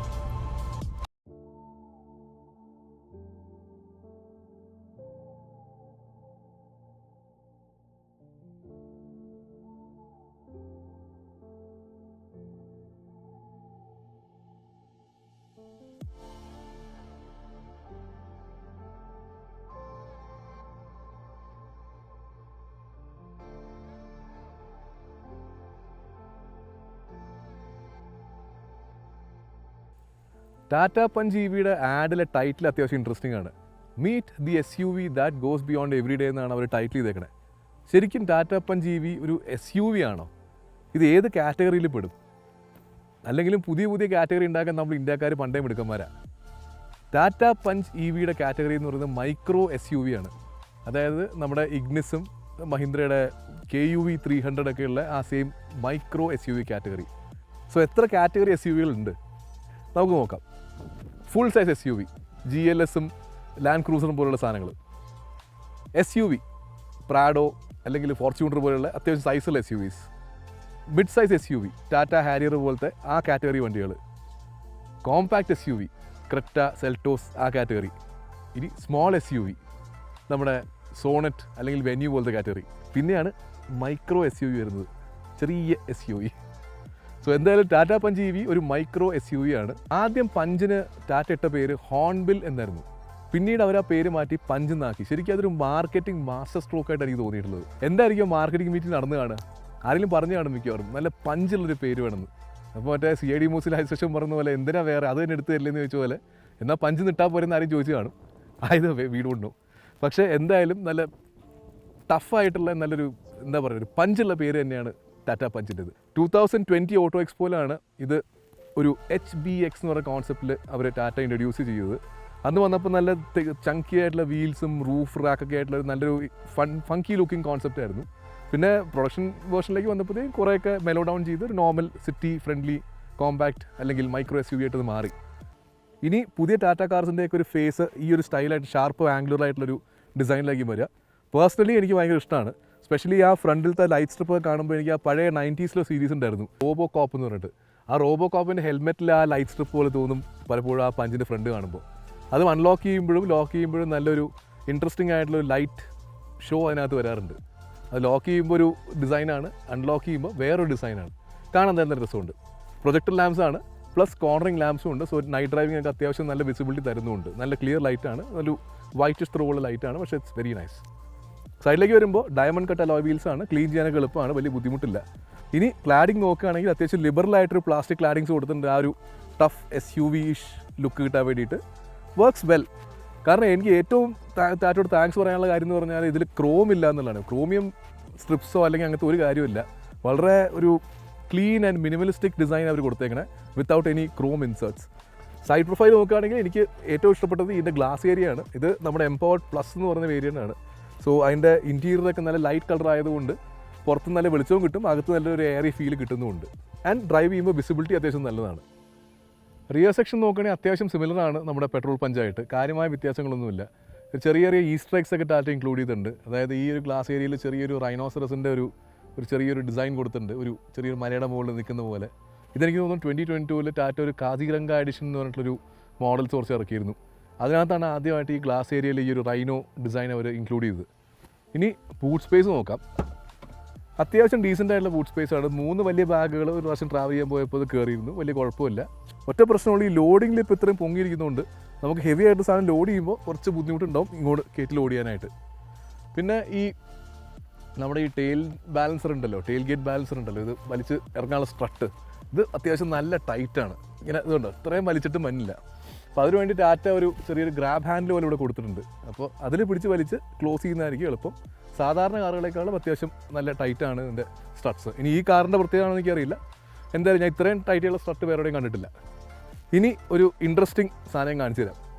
ഇത് ഞാൻ ലക്സോൺ ടാറ്റയുടെ യൂട്യൂബ് പേജിൽ കണ്ടതാണ്. അപ്പോൾ shout out to Bibin and Vishnu, അവരാണിത് ഡെമോ ചെയ്ത് കാണിച്ചു തരാം. സപ്പോസ് ആരെങ്കിലും നിങ്ങളെ ടാറ്റ പഞ്ച് EVയിൽ തട്ടിക്കൊണ്ട് പോകാമെന്ന് വിചാരിക്കുക. നിങ്ങളെ ബൂട്ടിലെടുത്തിട്ടു, എന്നിട്ട് ഇവിടെ ലോക്ക് ചെയ്തു. ഇതിങ്ങനെ എങ്ങനെ പുറത്തിറങ്ങും? ഫ്രണ്ടിലാണെങ്കിൽ മുഴുവൻ വില്ലന്മാരും. എസ്കേപ്പ് ചെയ്യാൻ ഒരു വഴിയുണ്ട്, ഞാൻ കാണിച്ചു തരാം. അതായത് ഈ എസ്കേപ്പ് ഹാച്ച് കണ്ടോ, ഈ ലോക്കിൻ്റെ അവിടെ ചെറിയൊരു ലിവറുണ്ട്. ഈ ലിവർ വലിച്ചാൽ ഈ റിയർ ഹാച്ച് അകത്തുനിന്ന് തുറക്കാം. പിന്നെന്താ ചെയ്യേണ്ടതെന്ന് അറിയാമല്ലോ. പെരേര CID എസ്കേപ്പ്. അത്യാവശ്യം നീറ്റാണ് ഇതിൻ്റെ ക്വാളിറ്റി. ഇപ്പോൾ ഈ ഐസോഫിക്സിൻ്റെ ടോപ്പ് ടെതറൊക്കെ കവറൊക്കെ ആണെങ്കിൽ അത്യാവശ്യം നീറ്റായിട്ട് അവർ ഹൈഡ് ചെയ്തിട്ടുണ്ട്. അതുപോലെ ഇവിടെ ഒരു ചെറിയൊരു ഫയർ എക്സ്റ്റിംഗ്വിഷർ ഹോൾഡ് ചെയ്യാനുള്ള ഒരു ഹോൾഡർ അവർ പ്രൊവൈഡ് ചെയ്തിട്ടുണ്ട്. സോ ഓവറോൾ ഒരു നീറ്റ് ലേ ഔട്ടാണ്. പക്ഷേ ഒരു വലിയ പ്രശ്നമുണ്ട്. അതായത് ഈ സാധനം ഇല്ലാത്തതാണ് പ്രശ്നം. ഈ കാറിന് സ്പെയർ വീൽ ഇല്ല. ഒരു പഞ്ചർ കിറ്റ് അവർ പ്രൊവൈഡ് ചെയ്തിട്ടുണ്ട്. പക്ഷേ ഇത് പഞ്ചർ ആകുമ്പോഴല്ലേ, ടയറിന് ടയർ കിട്ടിയാൽ എന്ത് ചെയ്യും? ടയർ കീറിപ്പോയാൽ നോക്കി പഞ്ചർ കിറ്റ് കൊണ്ടൊരു കാര്യമില്ല. സോ പഞ്ച് EV മേടിക്കുകയാണെങ്കിൽ ഇവിടെ സ്പെയർ വീൽ സ്റ്റോർ ചെയ്യാനുള്ള പ്രൊവിഷൻ ഉണ്ട് താങ്ക്ഫുള്ളി. സോ ഒരു സ്പെയർ വീൽ മേടിക്കുക, വേണമെങ്കിൽ അടുത്തുള്ളൊരു അപ്പോൾസറി കടയിൽ കൊടുത്തു കഴിഞ്ഞാൽ അവർ നല്ല കവർ അടിച്ച് തരും. ക്ലീൻ ആയിട്ട് അതിനുള്ളിൽ സ്റ്റോർ ചെയ്തേക്കുക, ഇതിങ്ങനെ മൂടി വയ്ക്കുക. സ്പെയർ വീൽ ഇല്ലാതെ നമ്മുടെ നാട്ടിൽ യാത്ര ചെയ്യുന്നത് അത്യാവശ്യം റിസ്ക്കാണ്. നമുക്കും ഒരു സ്പെയർ വീൽ വേണം ഈ വണ്ടിക്ക്. പഞ്ച് ഇവിയുടെ വേറൊരു നല്ല ഫീച്ചർ എന്താണെന്ന് വെച്ചാൽ ഇതിൻ്റെ 90 ഡിഗ്രി ഡോർസാണ്. സ്പെഷ്യലി ഇന്ത്യൻ ഫാമിലീസിനെ വെച്ച് നോക്കുമ്പോൾ ഇതൊരു ഉപകാരമുള്ള ഫീച്ചറാണ്. കാരണം പ്രായമുള്ള ആൾക്കാർക്കൊക്കെ സാധാരണ നമ്മുടെ ചെറിയ കാറുകളിൽ കയറാൻ ബുദ്ധിമുട്ടായിരിക്കും. കാരണം മിക്ക ഡോറുകളും ഈ ഒരു പോയിന്റ് വരെ വരാറുള്ളൂ, അല്ലെങ്കിൽ ഒരു 90 ഡിഗ്രിയിലേക്ക് തുറക്കുന്ന ഡോർസ് വളരെ കുറവാണ്. പക്ഷേ എന്നാലും പ്രായമുള്ള ആൾക്കാർക്കോ അല്ലെങ്കിൽ ഈ പറഞ്ഞാൽ കുറച്ച് ഓവർ വെയിറ്റ് ആയ ആൾക്കാർക്ക് ഇങ്ങനെ ബെൻഡ് ചെയ്ത് കയറാൻ കുറച്ച് ബുദ്ധിമുട്ടായിരിക്കും. അങ്ങനെയുള്ളവർക്ക് കയറാനുള്ളൊരു എളുപ്പം ട്രിക്ക് ഞാൻ പറഞ്ഞുതരാം. അതായത് അവരാദ്യം വന്നിട്ട് സൈഡിലേക്ക് തിരിഞ്ഞ് ഇങ്ങനെ സൈഡിലേക്ക് ഇരുന്നാൽ മതി. അതായത് വളഞ്ഞ് കയറുന്നതിന് പകരം ആദ്യം ഇങ്ങനെ ഇരിക്കുക. അതിനുശേഷം കംഫർട്ടബിൾ ആയതിനു ശേഷം പതുക്കെ ഒന്ന് ടേൺ ചെയ്താൽ മതി. അതുപോലെ തന്നെ ഇറങ്ങണമെങ്കിലും കാർ നിർത്തി കഴിഞ്ഞാൽ പതുക്കെ ടേൺ ചെയ്യുക, കംഫർട്ടബിൾ ആവുക. പിന്നെ സപ്പോർട്ട് പിടിച്ചിട്ട് ഒരു ചേർന്ന് ഇറങ്ങുന്ന പോലെ ഈസി ആയിട്ട് ഇറങ്ങാൻ പറ്റും. ചെരിഞ്ഞിറങ്ങുമ്പോൾ ഒരുപാട് സ്ട്രെയിനാണ്, സമയമെടുക്കും. ഇതാകുമ്പോൾ വലിയ സ്ട്രെയിൻ ഇല്ലാതെ പുറത്തേക്ക് ഇറങ്ങാൻ പറ്റും. I hope it helps. Punch ഇവിടെ ഇൻറ്റീരിയർ ലേഔട്ടൊക്കെ അത്യാവശ്യം ഇഷ്ടമാണ്. കാരണം ലൈറ്റ് കളേഴ്സ് ആയതുകൊണ്ട്, പിന്നെ അത്യാവശ്യം നല്ലോണം ലൈറ്റ് അകത്തോട്ട് വരുന്നതുകൊണ്ട്, വലിയ ഗ്ലാസ് ഏരിയ ആയതുകൊണ്ട് നല്ലൊരു എയറി ഫീലാണ്. മെയിൻ ബെനിഫിറ്റ് എന്ന് പറയുന്നത് വിസിബിലിറ്റിയാണ്. ഇപ്പോൾ ഹൈറ്റ് കുറഞ്ഞ ആൾക്കാർക്കും സുഖമായിട്ട് കാണാൻ പറ്റും. സ്പെഷ്യലി എൻ്റെ വൈഫിന് കാർ ഓടിക്കുമ്പോൾ നല്ല വിസിബിലിറ്റി ഉണ്ട്. നമ്മുടെ ബോണറ്റൊക്കെ ക്ലീൻ ആയിട്ട് കാണാം, എഡ്ജസ് ക്ലീൻ ആയിട്ട് കാണാം. സോ ഇത്തിരി ഹൈ ആയിട്ടുള്ള പൊസിഷനാണ്, നല്ലൊരു കമാൻഡിങ് ആയിട്ടുള്ള ഒരു ഡീസൻറ്റ് വ്യൂ ഉണ്ട് റോഡിലേക്ക്. സീറ്റ്സ് അത്യാവശ്യം നല്ല സപ്പോർട്ടീവാണ്, അഡ്ജസ്റ്റബിൾ ആണ്, ഹൈറ്റ് അഡ്ജസ്റ്റബിളും കൂടിയാണ്. പ്ലസ് വെന്റിലേഷൻ ഉണ്ട്. സോ ചൂടത്ത് ഒരു വലിയ ആശ്വാസമാണ്. സോ ഫീച്ചർ വൈസ് ഒരുപാട് ഫീച്ചേഴ്സ് ഉണ്ട് ഈ എംപവർഡ് പ്ലസ് എന്ന് പറഞ്ഞ വേരിയൻറ്റിൽ. പിന്നെ ഡിസൈൻ സൈഡ് നോക്കുകയാണെങ്കിൽ കുറേ ഇൻസ്പിറേഷൻസ് നമുക്ക് ഇവിടെ കാണാം. ഫോർ എക്സാമ്പിൾ ഈ സ്റ്റിയറിംഗ് വീലിൻ്റെ ഡിസൈൻ, ഇത് എംപവർഡ് പ്ലസിൻ്റെ സ്റ്റിയറിംഗ് വീലാണ്. സോ ഈ ഡിസൈനിന് നമ്മുടെ റേഞ്ച് റോവർ, അതായത് കറണ്ട് റേഞ്ച് റോവർ L460 എന്ന് പറഞ്ഞ റേഞ്ച് റോവറിൻ്റെ സ്റ്റിയറിംഗ് ഡിസൈനായിട്ട് ലെതർ സ്റ്റിച്ചിങ് ആയിട്ട് അത്യാവശ്യം നല്ല സാമ്യമുണ്ട്. വേറൊരു സിമിലാരിറ്റി ഉള്ളത് ഇതിൻ്റെ റോട്ടറി ഗിയർ നോബിലാണ്. അത് ഇതിന് മുമ്പത്തെ റേഞ്ച് റോവർ ആയിട്ടുള്ള L405ൻ്റെ ഗിയർ ലിവറായിട്ട് നല്ല സിമിലാരിറ്റി ഉണ്ട്. അതുപോലെ വേറൊരു രസമുള്ള കാര്യം, ഈ റേഞ്ച് റോവറിൻ്റെ ഡോറിൻ്റെ മുകളിൽ നമുക്ക് കൈ റെസ്റ്റ് ചെയ്യാനുള്ള ഒരു പ്രൊവിഷൻ ഉണ്ട്. അത്യാവശ്യം തിക്കായിരിക്കും. ഇവിടെ പഞ്ചിനും നമുക്ക് കൈ കംഫർട്ടബിളി റെസ്റ്റ് ചെയ്യാം. സോ കോയിൻസിഡൻസ് ആയിരിക്കാം. എന്തായാലും കുറേ ഇൻസ്പിറേഷണൽ കാര്യങ്ങൾ ടാറ്റ റേഞ്ച് റോവറിൽ എടുത്തിട്ടുണ്ട്. പിന്നെ സ്വന്തം കമ്പനി ആയതുകൊണ്ട് അടിച്ചു പാറ്റിയൊന്നും പറയാൻ പറ്റില്ല, വേണേൽ കട എടുത്തു എന്ന് പറയാം. ഇനി ഈ കാറിൻ്റെ good bad and ugly aspects നോക്കാം. ഇതിൽ എനിക്ക് ഇഷ്ടപ്പെട്ട കുറച്ച് കാര്യങ്ങളും ഇഷ്ടപ്പെടാത്ത കുറച്ച് കാര്യങ്ങളും ഞാൻ നിങ്ങളായിട്ട് ഷെയർ ചെയ്യാം. ഇഷ്ടപ്പെട്ട കാര്യങ്ങളിലേക്ക് ആദ്യം വരാം. The good. ഇതിൻ്റെ ഏറ്റവും എനിക്ക് ഇഷ്ടപ്പെട്ട ഫീച്ചർ ഇതിൻ്റെ ഓട്ടോ ഹോൾഡ് ഫീച്ചറാണ്. ഇത് ബ്രേക്കിങ്ങിന് വളരെയധികം ഹെൽപ്പ് ചെയ്യുന്നൊരു കാര്യമാണ്. ഞാനിത് ആദ്യം കണ്ടത് പഴയ BMW 5 സീരീസിലാണ്. അതായത് ഒരു 2011 ആ സമയത്തുള്ള F30 സീരീസിലാണ് എൻ്റെ ഓർമ്മ. സോ ഇതിൻ്റെ ഒരു ബെനിഫിറ്റ് എന്ന് പറഞ്ഞു കഴിഞ്ഞാൽ സിറ്റി ഡ്രൈവിൽ വളരെയധികം യൂസ്ഫുൾ ആയിട്ടുള്ള ഫീച്ചറാണ്. കാരണം ഈ ഓട്ടോ ഹോൾഡ് ഓൺ ആയി കഴിഞ്ഞാൽ നമ്മളിപ്പോൾ നല്ല ട്രാഫിക്കിൽ പോവുകയാണെങ്കിൽ ഈ ബ്രേക്ക് ഒന്ന് അമർത്തി പ്രസ് ചെയ്ത് കഴിഞ്ഞാൽ ഈ ഓട്ടോ ഹോൾഡ് എൻഗേജ് ആവും. ഡിസ്പ്ലേയിലെ വൈറ്റ് കളർ ഗ്രീൻ കളറാവും. പിന്നെ ബ്രേക്കിൽ നമ്മൾ കാലെടുത്താലും വണ്ടി മുന്നോട്ട് നീങ്ങില്ല. ട്രാഫിക് പതുക്കെ മുന്നോട്ട് നീങ്ങുമ്പോൾ നമ്മൾ ആക്സിലേറ്റർ മാത്രം കൊടുത്താൽ മതി, വണ്ടി പിന്നെ മുന്നോട്ട് പോകും. പിന്നെ ബ്രേക്ക് ഒന്ന് പതുക്കെ ഒന്ന് പ്രസ് ചെയ്യുക, ഓട്ടോ ഹോൾഡ് ആക്ടിവേറ്റ് ആണെന്ന് കാണുമ്പോൾ ബ്രേക്കിൽ നിന്ന് കാലെടുക്കുക, വണ്ടി അവിടെ മുന്നോട്ട് റോൾ ചെയ്യില്ല. ഇതിൻ്റെ ബെനിഫിറ്റ് എന്താണെന്ന് വെച്ചാൽ ഈ ട്രാഫിക് കിടക്കുമ്പോൾ 24 മണിക്കൂർ ഈ ബ്രേക്ക് ചവിട്ടി പിടിക്കേണ്ട ആവശ്യമില്ല, വണ്ടി തന്നെ ബ്രേക്ക് ചെയ്തോളും. പിന്നെ ഇലക്ട്രോണിക് പാർക്കിംഗ് ബ്രേക്കാണ് ഉള്ളത്. ഇതിൻ്റെ ഒരു ബെനിഫിറ്റ് എന്ന് പറഞ്ഞാൽ നമ്മളിപ്പോൾ ഡ്രൈവ് മോഡിൽ തന്നെ കിടക്കുകയാണെങ്കിൽ നമുക്ക് പാർക്ക് ബ്രേക്ക് എൻഗേജ് ചെയ്യാം, വണ്ടി മുന്നോട്ട് റോൾ ചെയ്ത് പോകില്ല. റിവേഴ്സിലാണെങ്കിൽ നമുക്ക് പാർക്ക് എൻഗേജ് ചെയ്യാം. ഓരോ പ്രാവശ്യം നമ്മൾ പാർക്കിലേക്ക് ഡയൽ തിരിക്കേണ്ട ആവശ്യമില്ല. ഈ പാർക്ക് ബ്രേക്കിൽ വേറെ പ്രത്യേകത എന്ന് പറഞ്ഞാൽ നമ്മുടെ സീറ്റ് ബെൽറ്റ് ഇട്ടിട്ടില്ല എന്നുണ്ടെങ്കിൽ വണ്ടി മുന്നോട്ടോ പുറകോട്ടോ നീങ്ങില്ല. നമുക്ക് അപ്പോൾ തന്നെ വാർണിംഗ് വരും, പാർക്ക് ബ്രേക്ക് റിലീസ് ചെയ്യില്ല. നമ്മൾ മാനുവലി പാർക്ക് ബ്രേക്ക് റിലീസ് ചെയ്താൽ മാത്രമേ കാർ മുമ്പോട്ട് പോകുള്ളൂ. എന്തായാലും കുട്ടിമാമയുടെ സ്നേഹം കണ്ട് ഞാൻ ഞെട്ടി മാമ. വേറെ അതിൻ്റെ ഒരു അടിപൊളി ഫീച്ചർ എന്ന് അതിൻ്റെ ആർക്കേഡ് EV ആപ്പ് സൂട്ടാണ്. ഓൾമോസ്റ്റ് 17 ആപ്പുകൾ ഇതിൽ സപ്പോർട്ട് ചെയ്യുന്നുണ്ട്. അതിൻ്റെ ലിസ്റ്റ് സൈഡിൽ കൊടുക്കാം. സോ ഇതിൻ്റെ ബെനിഫിറ്റ് എന്ന് പറഞ്ഞാൽ നമ്മൾ ചാർജിങ്ങിന് വേണ്ടി വെയിറ്റ് ചെയ്യുമ്പോഴോ അല്ലെങ്കിൽ നമ്മൾ പുറത്തെവിടെയെങ്കിലും വെയിറ്റ് ചെയ്യുമ്പോൾ നമുക്ക് ഈ കാറിനകത്തിരുന്നുകൊണ്ട് യൂട്യൂബോ ആമസോൺ പ്രൈമോ ഡിസ്നി ഹോട്ട്സ്റ്റാറോ സുഖമായിട്ടൊന്ന് കാണാം. സോ സമയം കളയാൻ വേണ്ടിയിട്ട് അല്ലെങ്കിൽ നമ്മൾ എവിടെ വെയിറ്റ് ചെയ്യുകയാണെങ്കിൽ ബോർ അടിക്കാണ്ടിരിക്കാൻ വേണ്ടി വളരെയധികം യൂസ്ഫുൾ ആയിട്ടുള്ള ഫീച്ചറാണ് ഈ ആർക്കേഡ് EV. ഇതിനകത്ത് തന്നെ ഇൻബിൽഡ് ആയിട്ടൊരു ഗെയിമും ഉണ്ട്. ബോർ അടിക്കുകയാണെങ്കിൽ ഇരുന്ന് ഗെയിമും കളിക്കാം. വേറൊരു ഒരു യൂസ്ഫുൾ ഫീച്ചർ എന്ന് പറഞ്ഞാൽ ഇതിൻ്റെ മാപ്പിൻ്റെ ഡിസ്പ്ലേ ആണ്. മാപ്പ് നമുക്ക് ഈ സ്പീഡോമീറ്ററിന് അവിടെ ഡിസ്പ്ലേ ചെയ്യാൻ പറ്റും, ഈ ഓഡിയോയിലേക്ക് കാണുന്ന പോലെ. സോ നമുക്ക് ഡ്രൈവ് ചെയ്യുമ്പോൾ നമുക്ക് അധികം ഡിസ്ട്രാക്ഷൻ ഇല്ലാതെ തന്നെ നേരെ നോക്കി തന്നെ മാപ്പ് കാണാം. അതുപോലെ തന്നെ ഈ മാപ്പ് ഡിസ്പ്ലേ ചെയ്യുന്നതുകൊണ്ട് മറ്റ് വലിയ സ്ക്രീൻ നമുക്ക് ഈ പറഞ്ഞ മ്യൂസിക്കിനോ അല്ലെങ്കിൽ മറ്റ് ഫംഗ്ഷൻസിന് വേണ്ടിയിട്ടായിട്ട് നമുക്ക് യൂസ് ചെയ്യാനും പറ്റും. സോ അതൊരു നല്ല ഫീച്ചറാണ്. പിന്നെ എനിക്ക് ഇഷ്ടമായത് ഇതിൻ്റെ യുണീക്ക് ആയിട്ടുള്ള ഒരു സ്റ്റോറേജ് ആണ്. ഒന്ന് ഇതിൻ്റെ ഫ്രങ്ക്. നമ്മുടെ വണ്ടിയിൽ ഫ്രങ്ക് ഇല്ല, നമ്മൾ ഓർഡർ ചെയ്തിട്ടുണ്ട്, ഇതൊരു കിട്ടിയിട്ടില്ല. സോ ഫ്രങ്കിൻ്റെ ഒരു മെയിൻ ബെനിഫിറ്റ് എനിക്ക് തോന്നിയതെന്ന് പറഞ്ഞാൽ നമ്മൾ ഫുഡ് വല്ലതും മേടിച്ച് കഴിഞ്ഞാൽ നമുക്ക് ഫ്രങ്കിൽ സ്റ്റോർ ചെയ്യാം. പാർസലോ അങ്ങനെ വല്ലതും മേടിച്ചില്ല. അതിൻ്റെ അകത്തൊരു അത്യാവശ്യം ചൂടുള്ളതുകൊണ്ട് ചൂടായിട്ടിരുന്നോളും. പിന്നെ അതുപോലെ ഇപ്പോൾ ഫിഷ് എങ്ങാനും മേടിക്കുകയാണെങ്കിൽ, ഫിഷ് വേണമെങ്കിൽ ചെറിയ മീനൊക്കെ ആണെങ്കിൽ നമുക്ക് അതിനകത്ത് വയ്ക്കാം. ക്യാബിൻ്റെ അകത്തേക്ക് മണം വരില്ല എന്ന് ഞാൻ പ്രതീക്ഷിക്കുന്നു. ഞാനൊരു ഫുഡൊന്നും വെച്ച് നോക്കിയിട്ടില്ല, വച്ച് നോക്കി അറിയാം മണം വരുമോ ഇല്ലയോ എന്നുള്ളത്. എന്നാലും സാധ്യത കുറവാണ്. ഒരു ഇന്ത്യൻ കോണ്ടെക്സ്റ്റിൽ ഒരു പ്രാക്ടിക്കൽ ആപ്ലിക്കേഷൻ ഫ്രങ്കിനുള്ളതായിട്ട് എനിക്ക് തോന്നി. രണ്ടാമത്തത് ഇതിൻ്റെ അംബ്രല ഹോൾഡറാണ്. ഡോർ പാഡ്സ് സാധാരണ ബോട്ടിൽ ഹോൾഡേഴ്സ് ഉണ്ടാവാറുണ്ട്, പക്ഷേ റോൾസ് റോയ്സിലൊക്കെയാണ് അംബ്രല ഹോൾഡർ ഉള്ളത്. പക്ഷേ നമ്മുടെ കുട്ടി പഞ്ച് EVയിലും ഒരു അംബ്രല ഹോൾഡർ അവർ പ്രൊവൈഡ് ചെയ്യുന്നുണ്ട്. That's A very practical and useful feature. വേറെ നല്ല ഫീച്ചറാണ് ഈ SOS കോൾ ഫംഗ്ഷൻ. എന്തെങ്കിലും ഒരു ആക്സിഡൻറ്റോ എന്തെങ്കിലും എമർജൻസി ഉണ്ടായി കഴിഞ്ഞാൽ ഇത് പ്രസ് ചെയ്ത് കഴിഞ്ഞാൽ ഓട്ടോമാറ്റിക്കലി കാറിൻ്റെ ലൊക്കേഷനും അതുപോലെ എമർജൻസി കോളും ഈ കാറിൽ നിന്ന് തന്നെ പോകും.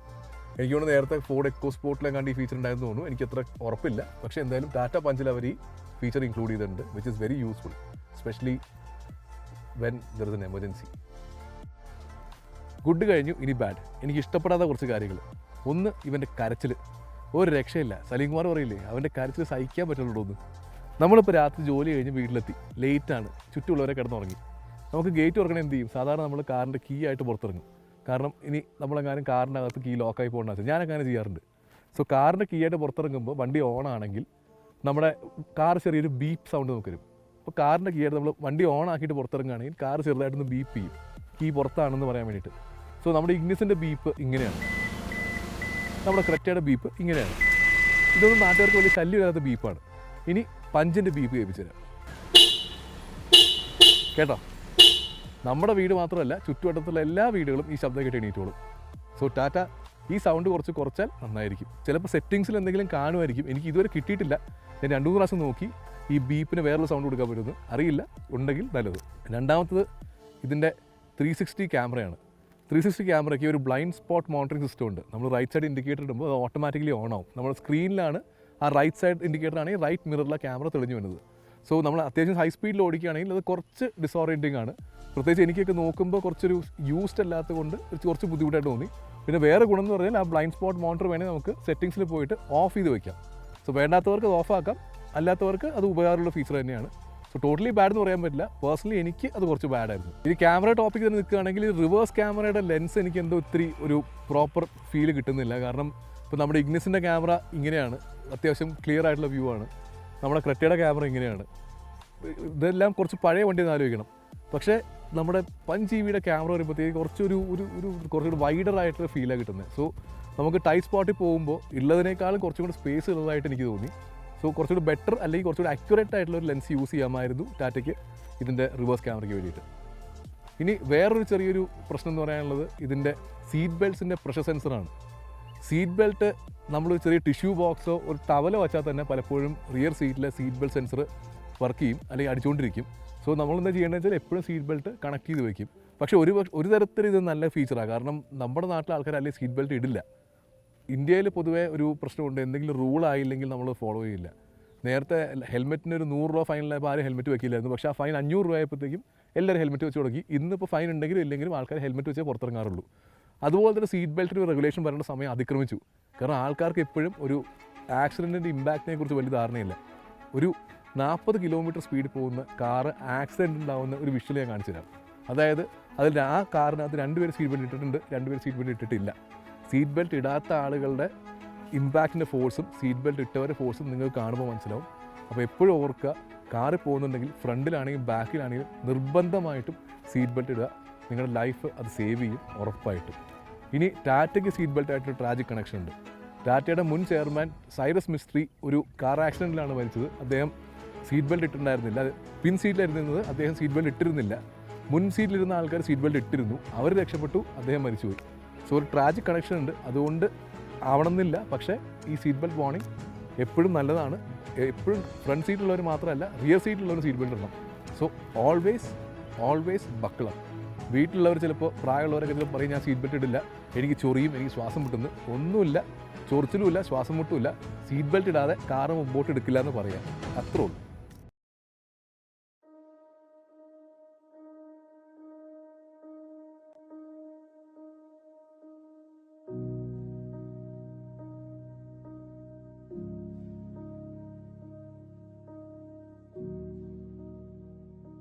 ചാർജിങ് സ്റ്റേഷനിലെത്തി, പക്ഷെ ഓൾറെഡി ഒരു കാർ ചാർജിങ് ആണ്. So we'll wait. നേരത്തെ ചാർജ് ചെയ്ത കാറ് പോയി, നമ്മുടെ സ്ലോട്ട് ഫ്രീ ആയി. കറണ്ട് സ്റ്റേറ്റ് ഓഫ് ചാർജ് എന്ന് പറയുന്നത് 21% ആണ്. 44 കിലോമീറ്റർ റേഞ്ച് കാണിക്കുന്നുണ്ട്. ഈ ട്രിപ്പിൽ എല്ലാ കറക്കവും എല്ലാം കഴിഞ്ഞിട്ട് നമ്മൾ ടോട്ടൽ 184 കിലോമീറ്റർ ഓടി. ആവറേജ് എനർജി കൺസംഷൻ 144 Wh/km ആണ്. അതായത് ടോട്ടൽ ഫുൾ ചാർജിൽ ഈ കൺസംഷൻ വെച്ചിട്ട് നമുക്കിനി ഒരു 230 കിലോമീറ്റർ വരെ പോകാൻ റേഞ്ച് ഉള്ളൂ. അതായത് നോർമലി സിറ്റിയിൽ 280 കിട്ടുന്ന സ്ഥലത്ത് നമുക്ക് ഹൈ റേഞ്ചിലേക്ക് വന്നപ്പോൾ അത് 230 കുറഞ്ഞു. ഇനി വണ്ടി നമുക്ക് ചാർജ് ചെയ്യണം. അതിനാദ്യം ഈ ചാർജിങ് പോർട്ടിൻ്റെ കവർ ഓപ്പൺ ചെയ്യാം, എന്നിട്ട് ആ ചാർജറിൽ കണക്ട് ചെയ്യാം. നമ്മളിന്ന് ചാർജ് ചെയ്യാൻ യൂസ് ചെയ്യുന്നത് CCS2 എന്ന് പറയുന്ന ചാർജിങ് സിസ്റ്റമാണ്, കമ്പൈൻഡ് ചാർജിങ് സിസ്റ്റം 2. സോ ഈ ഗണ്ണെടുത്ത് നമ്മൾ നേരെ നമ്മുടെ അത്യാവശ്യം വെയിറ്റ് ഉണ്ട് കേട്ടോ ഈ ഗണ്ണിന്. സോ സൂക്ഷിച്ച് ഉപയോഗിക്കുക. നമ്മുടെ ചാർജിങ് പോർട്ടിലേക്ക് കംപ്ലീറ്റ്ലി പ്രസ് ചെയ്ത് വയ്ക്കുക. റെഡി ആയി കഴിഞ്ഞാൽ 60 kW സ്പീഡിൽ അവൻ ചാർജ് ആയി തുടങ്ങും. അപ്പോൾ ആദ്യം ചെയ്യേണ്ടത് നമ്മുടെ മൊബൈൽ ആപ്പ് വഴി ഇതിനെ ആക്ടിവേറ്റ് ചെയ്യുകയാണ്.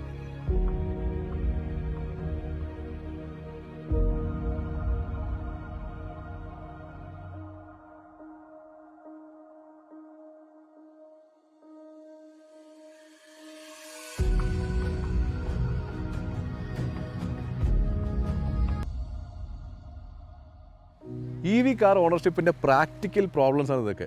കാരണം നേരത്തെ ഒരു കാർ വന്നപ്പോൾ വെയിറ്റ് ചെയ്ത് കിടക്കേണ്ടി വന്നു. വെയിറ്റിംഗ് കഴിഞ്ഞപ്പോൾ കണക്ട് ചെയ്തപ്പോൾ കാർ ചാർജ് ആവണില്ല. അവർ പറയുന്നത് ചാർജിങ് ഡിവൈസിന് എന്തോ റീബൂട്ട് ചെയ്യണം എന്നാണ് പറയുന്നത്. 5 മിനിറ്റ് കഴിഞ്ഞ് ട്രൈ ചെയ്യാൻ പറഞ്ഞു. ഒരിക്കൽ 5 മിനിറ്റ് കഴിഞ്ഞു, റീബൂട്ട് ചെയ്തു, പിന്നെയും ചാർജ് കയറുന്നില്ല. രണ്ടാമതും ഇപ്പോൾ ഒരു റീബൂട്ട് ചെയ്യാൻ പറഞ്ഞേക്കാണ് 5 മിനിറ്റ് വെയിറ്റ് ചെയ്യാനായിട്ട്. വണ്ടിയിൽ ആകെ 21% ചാർജ് ഉള്ളൂ.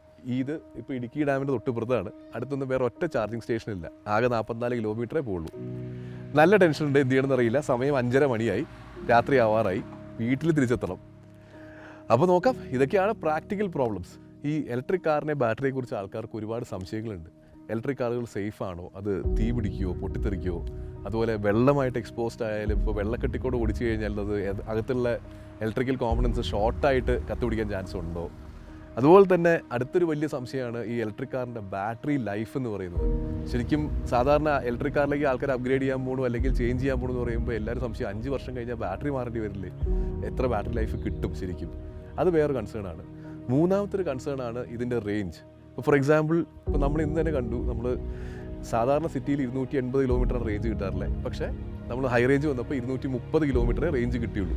പക്ഷേ ടാറ്റ ഈ വണ്ടിക്ക് ക്ലെയിം ചെയ്യുന്ന റേഞ്ച് 421 കിലോമീറ്ററാണ്. അതെന്തുകൊണ്ടാണ്? ടാറ്റ നമ്മളെ പറ്റിക്കുവാണോ? 421 കിലോമീറ്റർ റേഞ്ച് ശരിക്കും കിട്ടുമോ? ഈ ക്വസ്റ്റ്യൻസിനൊക്കെ നമുക്കിന്ന് ആൻസർ കണ്ടെത്താം. EVകളിൽ പ്രധാനമായിട്ടും 3 ടൈപ്പ് ബാറ്ററീസാണ് ഉപയോഗിക്കാറുള്ളത്. ഒന്ന് NCA battery, nickel cobalt and aluminium oxide battery. 2 NCM battery, nickel cobalt and manganese battery. മൂന്നാമത്താണ് നമ്മുടെ പഞ്ച് EVയിലുള്ള LFP, lithium ferro phosphate battery. So 3 ബാറ്ററികൾക്ക് അതിൻ്റെ പ്രത്യേകതകളുണ്ട്. ഈ ഹൈ റേഞ്ച് അല്ലെങ്കിൽ ഹൈ പവർ വേണ്ട കാറുകൾക്ക്, ഫോർ എക്സാമ്പിൾ ടെസ്ലയ്ക്കൊക്കെ പ്രധാനമായിട്ട് ഉപയോഗിക്കുന്നത് NCA ബാറ്ററി അല്ലെങ്കിൽ NCM ബാറ്ററിയാണ്. കാരണം അതിൽ ഈ വളരെ വോളട്ടൈലായിട്ടുള്ള ലിഥിയത്തിനെ സ്റ്റേബിലൈസ് ചെയ്യാൻ ഉപയോഗിക്കുന്ന സാധനം കോബാൾട്ടാണ്. പക്ഷേ കോബാൾട്ട് അറിയാൻ വളരെ എക്സ്പെൻസീവ് ആയിട്ടുള്ള ഒരു എലമെൻ്റാണ്. സോ അത് എക്സ്ട്രാക്ട് ചെയ്യാൻ ഒരുപാട് എക്സ്പെൻസീവ് ആയിട്ടുള്ള പ്രോസസ്സാണ്. സോ അത് ചെയ്യാന്ന് പറയുന്നത് വളരെ ബുദ്ധിമുട്ടുള്ള കാര്യമായതുകൊണ്ട് അതിൻ്റെ കോസ്റ്റ് കൂടുതലാണ്. പിന്നെ രണ്ടാമത്തെ കാര്യം, ഈ LFP ബാറ്ററിയിലുള്ള ഒരു സ്റ്റേബിലൈസിംഗ് ആയിട്ട് ഉപയോഗിക്കുന്ന ഒരു പ്രധാന ഘടകം അയണാണ്. സോ അയൺ ലെസ് എക്സ്പെൻസീവ് ആയതുകൊണ്ട് തന്നെ അത് പ്രൊഡ്യൂസ് ചെയ്യാനുള്ള കോസ്റ്റും താരതമ്യേന കുറവാണ്. സോ നേരത്തെ പറഞ്ഞ പോലെ NCM ബാറ്ററീസിന് റേഞ്ചും അതുപോലെ തന്നെ പവറും കൂടുതലായിരിക്കും. പക്ഷേ അതിന് LFP ബാറ്ററി വെച്ച് നോക്കുമ്പോഴത്തേക്കും ലൈഫ് കുറവായിരിക്കും. LFPക്കാണ് കൂടുതൽ ലൈഫ് ഉള്ളത്. സോ എത്രയാണ് ഒരു LFP ബാറ്ററിയുടെ ലൈഫ്? നേരത്തെ ചോദിച്ചില്ല 5 വർഷത്തിൽ ബാറ്ററി മാറേണ്ടി വരുമോ, അങ്ങനെയൊക്കെ ഡൗട്ട് ഉണ്ടാവാറുണ്ടല്ലോ. സോ ശരിക്കും പറയുകയാണെങ്കിൽ ഒരു ബാറ്ററിയുടെ ലൈഫ് കമ്പ്യൂട്ട് ചെയ്യുന്നത് അതിൻ്റെ ചാർജിങ് സൈക്കിളിലാണ്. എത്ര പ്രാവശ്യം നമുക്ക് ചാർജ് ചെയ്ത് ഡിസ്ചാർജ് ചെയ്യാന്നുള്ളത്. ആ ഒരു സൈക്കിൾ വെച്ച് നോക്കുമ്പോൾ LFPയുടെ ആവറേജ് ചാർജിങ് ലൈഫ് എന്ന് പറയുന്നത് ഏകദേശം 3000 തൊട്ട് 7000 ചാർജിങ് സൈക്കിൾസാണ്. അതായത് ഇതിൻ്റെ ഒരു കണക്കുണ്ട്. കമ്പ്യൂട്ട് ചെയ്യുന്നത് ഡെപ്ത് ഓഫ് ഡിസ്ചാർജ് എന്ന കണക്ക് വെച്ചിട്ടാണ്. അതായത് ഈ ബാറ്ററി എത്ര ശതമാനം വരെ താഴുമ്പോഴാണ് നമ്മൾ ചാർജ് ചെയ്യുന്നത്, റീചാർജ് ചെയ്യുന്നത് എന്നുള്ളത്. LFPയുടെ ഒരു ബെനിഫിറ്റ് എന്ന് പറഞ്ഞാൽ 2% വരെ DOD വരെ പോകും. അതായത് 2% ബാറ്ററി വരെ നമ്മൾ ചാർജ് ഇറങ്ങിയാലും നമുക്ക് അത് റീചാർജ് ചെയ്യാൻ പറ്റും, ബാറ്ററി ഡാമേജ് ചെയ്യാതെ. സോ അവർ പറയുന്ന കണക്ക് പ്രകാരം 100% DOD പോവുകയാണെങ്കിൽ ഏകദേശം 3000 സൈക്കിൾ വരെ ഇത് ലാസ്റ്റ് ചെയ്യും. സാധാരണ നമ്മൾ ചെയ്യുന്നത് ഫോണിൻ്റെ ബാറ്ററി തന്നെ നമ്മൾ 20% ആകുമ്പോൾ ചാർജ് ചെയ്യാൻ കുത്തിയിടാറില്ലേ, അതാണ് 80% DOD. അപ്പോൾ 80% DOD വരെ പോവുകയാണെങ്കിൽ 4500 സൈക്കിൾസ് വരെ അത് ലാസ്റ്റ് ചെയ്യും. ഇനി നമ്മളൊരു 60% DOD, അതായത് 40% ചാർജ് ഇട്ട് കഴിഞ്ഞാൽ അത് 10,000 സൈക്കിൾ വരെ പോകുന്നതാണ് അവർ പറയുന്നത്. സോ നമുക്ക് ആവറേജ് എടുക്കാം. 4500 നമുക്ക് ആവറേജ് ചെയ്ത് ചാർജിങ് എടുക്കുകയാണെങ്കിൽ, 4500 സൈക്കിൾസ് കൂട്ടുകയാണെങ്കിൽ ഒരു 240 കിലോമീറ്റേഴ്സ് റേഞ്ച് എടുക്കുകയാണെങ്കിൽ എത്ര കിലോമീറ്റർ പോകും? 10,80,000 കിലോമീറ്റർ വരെ ഒരു LFP ബാറ്ററി ലാസ്റ്റ് ചെയ്യും. അതിൻ്റെ ലൈഫ് കമ്പനി നിശ്ചയിച്ചിരിക്കുന്നത് 10.8 lakh കിലോമീറ്റേഴ്സാണ്. ഇനി അതിൻ്റെ താഴത്തേക്ക് ആവറേജ് എടുത്താലോ അപ്പോഴും കിട്ടും 9 ലക്ഷം കിലോമീറ്റർ.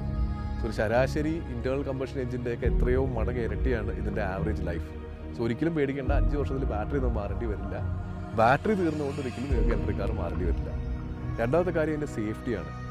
ഇത് വെള്ളത്തിൽ വീണ് കഴിഞ്ഞാൽ കത്ത് പിടിക്കുമോ ഈ പറഞ്ഞ പോലെ, കാരണം ലിഥിയം വെള്ളമായിട്ട് വളരെയധികം വയലൻ്റായിട്ട് റിയാക്ട് ചെയ്യുന്ന ഒരു മെറ്റൽ ആയതുകൊണ്ട് സ്വാഭാവികമായിട്ട് ആ ഒരു കൺസേൺ ആൾക്കാർക്ക് ഉണ്ടാവാം. പക്ഷേ ഇതിൻ്റെ ബാറ്ററി IP റേറ്റഡ് ബാറ്ററിയാണ്. അതായത് IP എന്ന് പറഞ്ഞാൽ ഇൻഗ്രസ് പ്രൊട്ടക്ഷൻ. ഈ 5 GB ബാറ്ററി IP67 റേറ്റഡ് ആണ്. അതായത് ഡസ്റ്റും വാട്ടർ ഇൻഗ്രഷനും രണ്ടിനും എതിരെ പ്രൊട്ടക്ഷൻ ഉണ്ട്. സോ ആ പേടിയും വേണ്ട, സേഫാണ്. മൂന്നാമത്തത് കത്ത് പിടിക്കുന്ന കാര്യമാണ്. പലപ്പോഴും നമ്മൾ കാണാറുണ്ട് ഇലക്ട്രിക് സ്കൂട്ടേഴ്സ് കത്ത് പിടിക്കുന്നത്. സോ ഇലക്ട്രിക് സ്കൂട്ടർ കത്ത് പിടിക്കാനുള്ളൊരു പ്രധാന കാരണം എന്ന് പറഞ്ഞു കഴിഞ്ഞാൽ ഈ ഇലക്ട്രിക് സ്കൂട്ടറിൻ്റെ BCM എന്ന് പറഞ്ഞൊരു മൊഡ്യൂൾ ഉണ്ട് അതിനകത്ത്, ബാറ്ററി കൺട്രോൾ മൊഡ്യൂൾ. സോ ഈ BCM എന്ന് പറഞ്ഞ സാധനമാണ് ബാറ്ററിയുടെ ടെമ്പറേച്ചറും വോൾട്ടേജും എല്ലാ കാര്യങ്ങളും റെഗുലേറ്റ് ചെയ്യുന്നത്. സോ BCMൽ പലപ്പോഴും ഇന്ത്യയിൽ സംഭവിക്കുന്ന കാര്യം എന്ന് പറഞ്ഞാൽ ആൾക്കാർ കോസ്റ്റ് കട്ട് ചെയ്യാൻ വേണ്ടിയിട്ട് ഈ ലാപ്ടോപ്പിലൊക്കെ ഉപയോഗിക്കുന്ന ചിപ്സെറ്റ് പലപ്പോഴും ഉപയോഗിക്കാറുണ്ട്. സോ അങ്ങനെയാണ് പലപ്പോഴും അതായത് ലാപ്ടോപ്പിൻ്റെ ടെമ്പറേച്ചർ മാനേജ്മെൻ്റ് അല്ല ഒരിക്കലും സ്കൂട്ടറിൻ്റെ ടെമ്പറേച്ചർ മാനേജ്മെൻറ്റ്. സോ പലപ്പോഴും സംഭവിക്കാറുള്ള ഈ ചീപ്പായ കോമ്പണൻസ് ഉപയോഗിച്ച് ആ ബാറ്ററി കറക്റ്റായ സിഗ്നൽ വരാതെയാണ് ഈ കത്ത് പിടിക്കൽ ഉണ്ടാവാറുള്ളത്. സോ പലപ്പോഴും അങ്ങനത്തെ പ്രോപ്പർലി ഡിസൈൻ കാറുകളിൽ അങ്ങനെ തീപിടുത്തത്തിൻ്റെ ഇഷ്യൂ ഇതുവരെ അങ്ങനെ കാണാറില്ല. സോ അങ്ങനെ ഒരു കാര്യത്തിനെക്കുറിച്ച് വലിയ പേടി വേണ്ട. പിന്നെ വെള്ളമാണെങ്കിലും ഇൻഗ്രസ് പ്രൊട്ടക്ഷനിലുണ്ട്, ആ ഒരു വാട്ടർ ഇൻഗ്രസിൻ്റെ പേടിയും യാതൊരു ആവശ്യമില്ല. കാരണം റീസെൻ്റ്ലി ഉണ്ടായ ദുബായ് ഫ്ലഡിൽ നമ്മൾ കണ്ടതാണ് പല ലാൻഡ് ക്രൂസറും നിസാൻ പാട്രോളൊക്കെ വരെ ഒഴുകിപ്പോകുന്നത്. പക്ഷേ ആ ഒരു ഫേമസ് വീഡിയോ ഉണ്ടായിരുന്നു, ഒരു പോർഷിൻ്റെ ടൈക്കാൻ EV, വളരെ ഗ്രൗണ്ട് ക്ലിയറൻസ് കുറഞ്ഞ വണ്ടിയാണ്, പക്ഷേ അത് സക്സസ്ഫുള്ളി ഒരു വലിയ ഫ്ലഡിൻ്റെ ഉള്ളിൽ കൂടെ ക്രോസ് ചെയ്ത് അപ്പുറത്തെത്തുന്നത്. അതിൻ്റെ ലോങ് ടേം ഇംപ്ലിക്കേഷൻ നമുക്കറിയില്ല, ബാറ്ററിക്ക് എന്തോരം ഡാമേജ് ലോങ് ടേമിൽ വരാമെന്ന്. പക്ഷേ എന്തായാലും സേഫായിട്ട് ഷോർട്ടൊന്നും ആവാതെ അതിൻ്റെ ഓണറെ അത് അക്കരെ എത്തിച്ചു, വെള്ളത്തിൽ കൂടെ നീന്തിയാണെങ്കിലും. അടുത്തൊരു കൺസേൺ ആണ് ഈ റേഞ്ച്. ഈ ബാറ്ററിയുടെ എത്ര റേഞ്ച് കിട്ടും? ടാറ്റ 421 കിലോമീറ്റർ പ്രോമിസ് ചെയ്തു, പക്ഷേ 250 കിലോമീറ്ററേ കിട്ടിയുള്ളൂ. എന്തുകൊണ്ട്? ടാറ്റ നമ്മളെ പറ്റിച്ചതാണോ? ടാറ്റ പറ്റിച്ചതാണോ എന്ന് ചോദിച്ചാൽ പറ്റിച്ചു എന്നും പറയാം, പറ്റിച്ചില്ല എന്നും പറയാം. കാരണം ഇത് ഇന്ത്യ ഗവൺമെൻറ് നിശ്ചയിച്ച ഒരു മാനദണ്ഡമാണ്. അതായത് MIDC, modified Indian driving cycle എന്നാണ് അതിൻ്റെ ഫുൾ ഫോം. ചുരുക്കത്തിൽ പറഞ്ഞു കഴിഞ്ഞാൽ നമ്മുടെ ഇലക്ട്രിക് കാറ് യാതൊരു ഇലക്ട്രിക് കോമ്പണൻസ്, അതായത് AC-യോ മ്യൂസിക് സിസ്റ്റമോ ലൈറ്റോ ഒന്നുമില്ലാതെ ബാറ്ററി പവർ കൊണ്ട് മാത്രം ഒരു ലെവലായിട്ടുള്ള ഫ്ലാറ്റ് ആയിട്ടുള്ള സർഫസിൽ കൂടെ മാക്സിമം എത്ര ദൂരം പോവാം എന്നുള്ളതാണ് ഈ 421 കിലോമീറ്റർ. അതൊരു റിയലിസ്റ്റിക് ടെസ്റ്റ് അല്ല, ബാറ്ററിയുടെ മാക്സിമം റേഞ്ചാണ് ഈ പറയുന്നത്. പക്ഷെ അതൊരിക്കലും റിയൽ റേഞ്ചായിട്ട് യാതൊരു ബന്ധവുമില്ല. എപ്പോഴും MIDC റേഞ്ച് എന്ന് കണ്ടു കഴിഞ്ഞാൽ അതിൽ നിന്നൊരു 30 to 40% റേഞ്ച് കുറച്ച് കാണുന്നതായിരിക്കും ഒരു പ്രാക്ടിക്കലായ എക്സ്പെക്റ്റേഷന് നല്ലത്. സോ MIDC എന്താണെന്ന് മനസ്സിലായല്ലോ. അതുകൊണ്ട് ഇനി ആരെയും കുറ്റം പറയണ്ട, 420 പറഞ്ഞിട്ട് പറ്റിച്ചതല്ല. അതിന് ബ്രാക്കറ്റിൽ ഉണ്ടായിരുന്നു. ചില കടയിലൊക്കെ നമ്മൾ കാണാറില്ലേ 60% ഓഫ് എന്ന്, പക്ഷെ അടുത്ത് ചെല്ലുമ്പോൾ കാണാം അടിയിൽ അപ് ടു എന്ന് എഴുതിയിട്ടുണ്ടാവും. അതുപോലെ തന്നെയാണ് MIDC 421 ആണ്, പക്ഷെ അടിയിലൊരു ഒളിഞ്ഞിടക്കുന്ന ഒരു അപ് ടു ഉണ്ട്. മാർച്ച് 2024 ഇന്ത്യയിലെ ഹയസ്റ്റ് സെല്ലിംഗ് കാറായിരുന്നു ടാറ്റ പഞ്ച്. അതിൻ്റെ പെട്രോൾ വേർഷൻ 17,000 യൂണിറ്റ് വിറ്റുപോയി. സോ പഞ്ചിൻ്റെ പോർട്ട്ഫോളിയോ നോക്കുകയാണെങ്കിൽ അതായത് പെട്രോളും ഇലക്ട്രിക്കും മാത്രമാണ് ഞാൻ പറയുന്നത്, CNG ഞാൻ കൂട്ടിയിട്ടില്ല. അതിന് പ്രൈസ് റേഞ്ച് സ്റ്റാർട്ട് ചെയ്യുന്നത് പെട്രോൾ ബേസ് മോഡലിൽ ഏകദേശം 6.5 lakhs നിന്ന് EVയുടെ ഫുൾ ഓപ്ഷനായ 15.5 lakhs വരെ ഏകദേശം 9 ലക്ഷം രൂപയുടെ ഡിഫറൻസ് ആണ്. ആദ്യമായിട്ടാണ് ഞാനൊരു ബഡ്ജറ്റ് മൈക്രോ SUVക്ക് ഇത്രയും വലിയൊരു പ്രൈസ് വേരിയൻസ് കാണുന്നത്. അത് നല്ല കാര്യമാണ്, കാരണം 40 എൻട്രി പോയിൻ്റ് ഉണ്ട് ഇതിൻ്റെ ബ്രാൻഡ് ലാഡറിലേക്ക് കയറണമെങ്കിൽ. ഏതുതരം കസ്റ്റമറിനും പഞ്ച് മേടിക്കാം, അത് വളരെയധികം ആക്സസബിൾ ആണ്. So well played Tata, well played. ബാറ്ററിയെക്കുറിച്ച് അത്യാവശ്യം നല്ലൊരു ക്ലാരിറ്റി വന്നു എന്ന് വിചാരിക്കുന്നു. ഇനി നമ്മുടെ ബാറ്ററി പ്രശ്നം സോൾവ് ചെയ്യാം. ഈ ബാറ്ററി ചാർജ് ചെയ്യാത്തത് നമ്മുടെ കാറിൻ്റെ കുഴപ്പം കൊണ്ടല്ല, ബാറ്ററി ചാർജർ വർക്ക് ചെയ്യാത്തതുകൊണ്ടാണ്. ഇത് രസമുള്ള കാര്യം, കഴിഞ്ഞ ആഴ്ച അല്ല 2 ആഴ്ച മുമ്പ് ഞാൻ ഇതേ ചാർജിങ് സ്റ്റേഷനിൽ വന്ന് ഇതേ സെയിം കാർ ചാർജ് ചെയ്തതാണ്. അന്ന് ഒരു കുഴപ്പമുണ്ടായിരുന്നില്ല. ഇതെന്തോ കഷ്ടകാലത്തിന് ഈ ഫാസ്റ്റ് ചാർജർ വർക്ക് ചെയ്യാനില്ല. അപ്പോൾ പേടിക്കേണ്ട ആവശ്യമൊന്നുമില്ല. കാരണം എല്ലാ ഫാസ്റ്റ് ചാർജറിൻ്റെയും കൂടെ ഒരു സ്ലോ ചാർജർ കൂടി ഉണ്ടാവും, ഒരു AC ചാർജറും ഉണ്ടാവും. അപ്പോൾ ഇനിയിപ്പോൾ ഫാസ്റ്റ് ചാർജർ വർക്ക് ചെയ്യാത്തതുകൊണ്ട് ഇനി ഒരു ഓപ്ഷനേ ഉള്ളൂ, സ്ലോ ചാർജിങ് യൂസ് ചെയ്ത് പതുക്കെ കാറിനെ ചാർജ് ചെയ്യാം. അങ്ങനെ നമ്മുടെ കാറിനെ സ്ലോ ചാർജറായിട്ട് കണക്ട് ചെയ്തു, AC സ്ലോ ചാർജറായിട്ട് കണക്ട് ചെയ്ത് ചാർജിങ്ങിന് ഇട്ടു. ഏകദേശം ഒരു 7:30 മണിയായപ്പോഴത്തേക്കും ഈ എൻ്റെ സൈഡിൽ കിടക്കുന്ന കാറിലെ ബിനീഷ് ഏട്ടൻ അവിടെ വന്നു. പുള്ളിക്കാരൻ രാവിലെ കോഴിക്കോട് നിന്ന് പുറപ്പെട്ടതാണ്. രാത്രി ആയപ്പോഴാണ് ഇവിടെ എത്തിയത്. പുള്ളിക്കാരന് ഇനി കട്ടപ്പന ചെല്ലണം. ആ കാറിൻ്റെയും CCS2 ചാർജർ കണക്ട് ചെയ്തപ്പോൾ ആ കാർ ചാർജ് ആയില്ല. ഇനി എൻ്റെ കാർ ഇറങ്ങിയിട്ട് വേണം ആ ചേട്ടന് സ്ലോ ചാർജർ വെച്ച് ചേട്ടൻ്റെ കാർ ചാർജ് ചെയ്യാൻ. ചേട്ടനൊരു പ്രോപ്പർ പവർ യൂസറാണ്. കാരണം ചേട്ടൻ്റെ കാർ ഓടിയ കിലോമീറ്റർ കണ്ടപ്പോൾ ഞാൻ ഞെട്ടിപ്പോയി. 6 മാസം കൊണ്ട് 32,000 കിലോമീറ്ററാണ് ഈ ടിഗോർ ഓടിയത്. അവരൊക്കെയാണ് ശരിക്കും പവർ യൂസേഴ്സ് എന്ന് പറയുന്നത്. സോ ഞങ്ങൾ വർത്തമാനമൊക്കെ പറഞ്ഞിരുന്നു. ഒരു 8:30 ആയപ്പോഴത്തേക്കും ചാർജർ ഡിസ്കണക്ട് ചെയ്ത് അവിടുന്ന് സ്റ്റാർട്ട് ചെയ്തു. ഇനിയാണ് ശരിക്കും അഡ്വഞ്ചറിൻ്റെ തുടക്കം. സ്കൂളിൽ പഠിക്കുമ്പോൾ മാത്സും ഫിസിക്സും ജോഗ്രഫിയും നമുക്ക് ഇഷ്ടമല്ലെങ്കിലും EV വന്നു കഴിഞ്ഞാൽ ഈ 3 സബ്ജക്റ്റിലും നിങ്ങൾ പുലിയായിരിക്കും. കാരണം പറയാം, പഴയ കത്തി സിനിമയിലെ വിജയനെ പോലെ ബ്ലൂ പ്രിൻ്റൊക്കെ എടുത്ത് ഞാൻ പ്ലാൻ ചെയ്തു തുടങ്ങി. ഇനിയുള്ളതൊരു അഡ്വഞ്ചർ ആണല്ലോ. ചെറുതോണിയിൽ നിന്ന് തൃപ്പൂണിത്തുറയ്ക്ക് പോകാൻ മെയിൻലി 2 റോഡാണുള്ളത്. ഒന്ന് വണ്ണപ്പുറം മൂവാറ്റുപുഴ റോഡ്, 2 നേര്യമംഗലം കോതമംഗലം വഴി മൂവാറ്റുപുഴ വരുന്ന കയറുന്ന റോഡ്. 2 റോഡ്. ഇതിൽ വണ്ണപ്പുറം മൂവാറ്റുപുഴ ഷോർട്ടർ റോഡാണ്, 98 കിലോമീറ്ററേ ഉള്ളൂ. നേര്യമംഗലം വഴി പോവുകയാണെങ്കിൽ 118 കിലോമീറ്ററാണ്. ഇനി 3ാമതൊരു വഴി ഉണ്ടാവുമായിരിക്കും, ചിലപ്പോൾ ആ നാട്ടിലെ ആൾക്കാർക്ക് അറിയായിരിക്കും. എനിക്കറിയാവുന്ന 2 വഴി ഇത് രണ്ടുമാണ്. അപ്പോൾ ഏത് വഴി എടുക്കണം? ഷോർട്ടർ റൂട്ട് എടുത്താൽ ഒരു ജോഗ്രഫിക്കൽ പ്രോബ്ലം ഉണ്ട്. ഈ വണ്ണപ്പുറം മൂവാറ്റുപുഴ റോഡ് എന്ന് പറഞ്ഞാൽ മൊത്തം കയറ്റമിറക്കാണ്. അപ്പോൾ റീജിയനിൽ സേവ് ചെയ്യുന്ന ആ ലാഭം ചിലപ്പോൾ കയറ്റത്തിൽ പോവും. അതേസമയം ദൂരക്കൂടുതലുള്ള നേര്യമംഗലം റോഡാണെങ്കിൽ കംപ്ലീറ്റ് ഒരു കുറച്ചും കൂടെ ബെറ്റർ സർഫസാണ്, ഫുൾ ഇറക്കമാണ്, അധികം കയറ്റമില്ല. അപ്പോൾ നല്ലോണം റീജിയനിൽ എനർജി റീജനറേറ്റ് ചെയ്യാനും പറ്റും. അപ്പോൾ ഏത് റോഡ് എടുക്കും? അതായിരുന്നു കൺഫ്യൂഷൻ. ദൂരെ കൂടുതലാണെങ്കിലും നേര്യമംഗലം റോഡ് എടുക്കാമെന്ന് വിചാരിച്ചു. കാരണം റീജിയൻ കുറച്ചും കൂടി എഫിഷ്യൻ്റ്ലി ഉപയോഗിക്കാം എന്നുള്ള കാരണം കൊണ്ട്. അങ്ങനെ ആ രാത്രി ഏകദേശം ഒരു 8:30-9 മണിക്ക് ഞായറാഴ്ച ഒരു മനുഷ്യൻ റോഡിലുണ്ടായിരുന്നില്ല. എംപ്റ്റി റോഡായിരുന്നു. ശരിക്കും എൻജോയ് ചെയ്ത് റീജിയൻ മാക്സിമം യൂസ് ചെയ്ത് താഴത്തേക്ക് ഇറങ്ങി വരാൻ പറ്റി. ആൻഡ് ടാറ്റ പഞ്ച് ഞാൻ ഡ്രൈവിങ്ങിലും പറഞ്ഞു, it's a fantastic fun to drive car. ഓടിക്കാൻ ഭയങ്കര രസമാണ്. ഇനി ഹില്ലി ഏരിയസിൽ പോവുകയാണെങ്കിലും നമുക്ക് ഹൈറ്റ് കുറച്ച് ടോൾ വണ്ടി ഗ്രൗണ്ട് ക്ലിയറൻസ് കൂടുതലോട്ട് തോന്നാം. ഇത് ഹാൻഡ്ലിങ് എങ്ങനെയാണെന്നുള്ളത് ഒട്ടും ബോഡി റോളില്ല. കാരണം ബാറ്ററി പാക്കിൻ്റെ വെയിറ്റ് താഴെ ഉള്ളതുകൊണ്ട് ബോഡി റോൾ തീരെ ഫീൽ ചെയ്യില്ല. നല്ല ഗ്രിപ്പാണ്, നല്ല ഹാൻഡ്ലിംഗ് ആണ്. It's an exceptionally fun to drive car. തിരിച്ച് മല ഇറങ്ങി വന്നപ്പോൾ ശരിക്കും എൻജോയ് ചെയ്ത് ഓടിക്കാൻ പറ്റി. രാത്രി ആയപ്പോഴത്തേക്കും വീടെത്തുകയും ചെയ്തു കംഫർട്ടബിളി. ഏകദേശം ഒരു 10-11 മണിയായപ്പോൾ വീടെത്തി. സോ വേർഡിക്റ്റ് എന്താ? ടാറ്റ പഞ്ച് നിങ്ങളൊരു 20 ലക്ഷം രൂപയിൽ താഴെ ഒരു കാറ് മേടിക്കാൻ നോക്കുന്നുണ്ടെങ്കിൽ ഇറ്റ്സ് എൻ എക്സലൻറ്റ് ചോയ്സ്.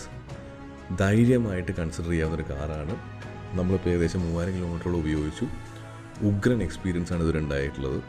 ഇത് പഴയ ടാറ്റ കാറുകൾ പോലെ അല്ല, ഒരുപാട് വ്യത്യാസമുണ്ട്, ഒരുപാട് ഇമ്പ്രൂവ്മെൻറ്റ്സ് ഉണ്ട്.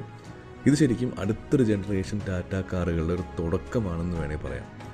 കാരണം ഇതുവരെ ഉണ്ടായിരുന്ന ടാറ്റ എന്നുള്ളൊരു ക്വാളിറ്റിയോ അല്ലെങ്കിൽ ഈ പറഞ്ഞൊരു എക്സ്പീരിയൻസ് അല്ല പഞ്ചിൽ നിങ്ങൾക്ക് കിട്ടിയത്. സോ ഇത് ഒരു അടുത്ത ഫേസിൻ്റെ ബിഗിനിങ് ആണ്. ധൈര്യമായിട്ട് മേടിക്കാം. പിന്നെ ഒരു കാര്യം ഓർത്ത് വയ്ക്കുക, ടാറ്റ വണ്ടിയാണ്. സർവീസിൻ്റെ കാര്യത്തിൽ ഇപ്പോഴും നമുക്ക് പല പല സംശയങ്ങളുണ്ട്. ചെറിയ ചെറിയ ബാലാരിഷ്ടതകളൊക്കെ വണ്ടിക്ക് ഉണ്ടാവാം.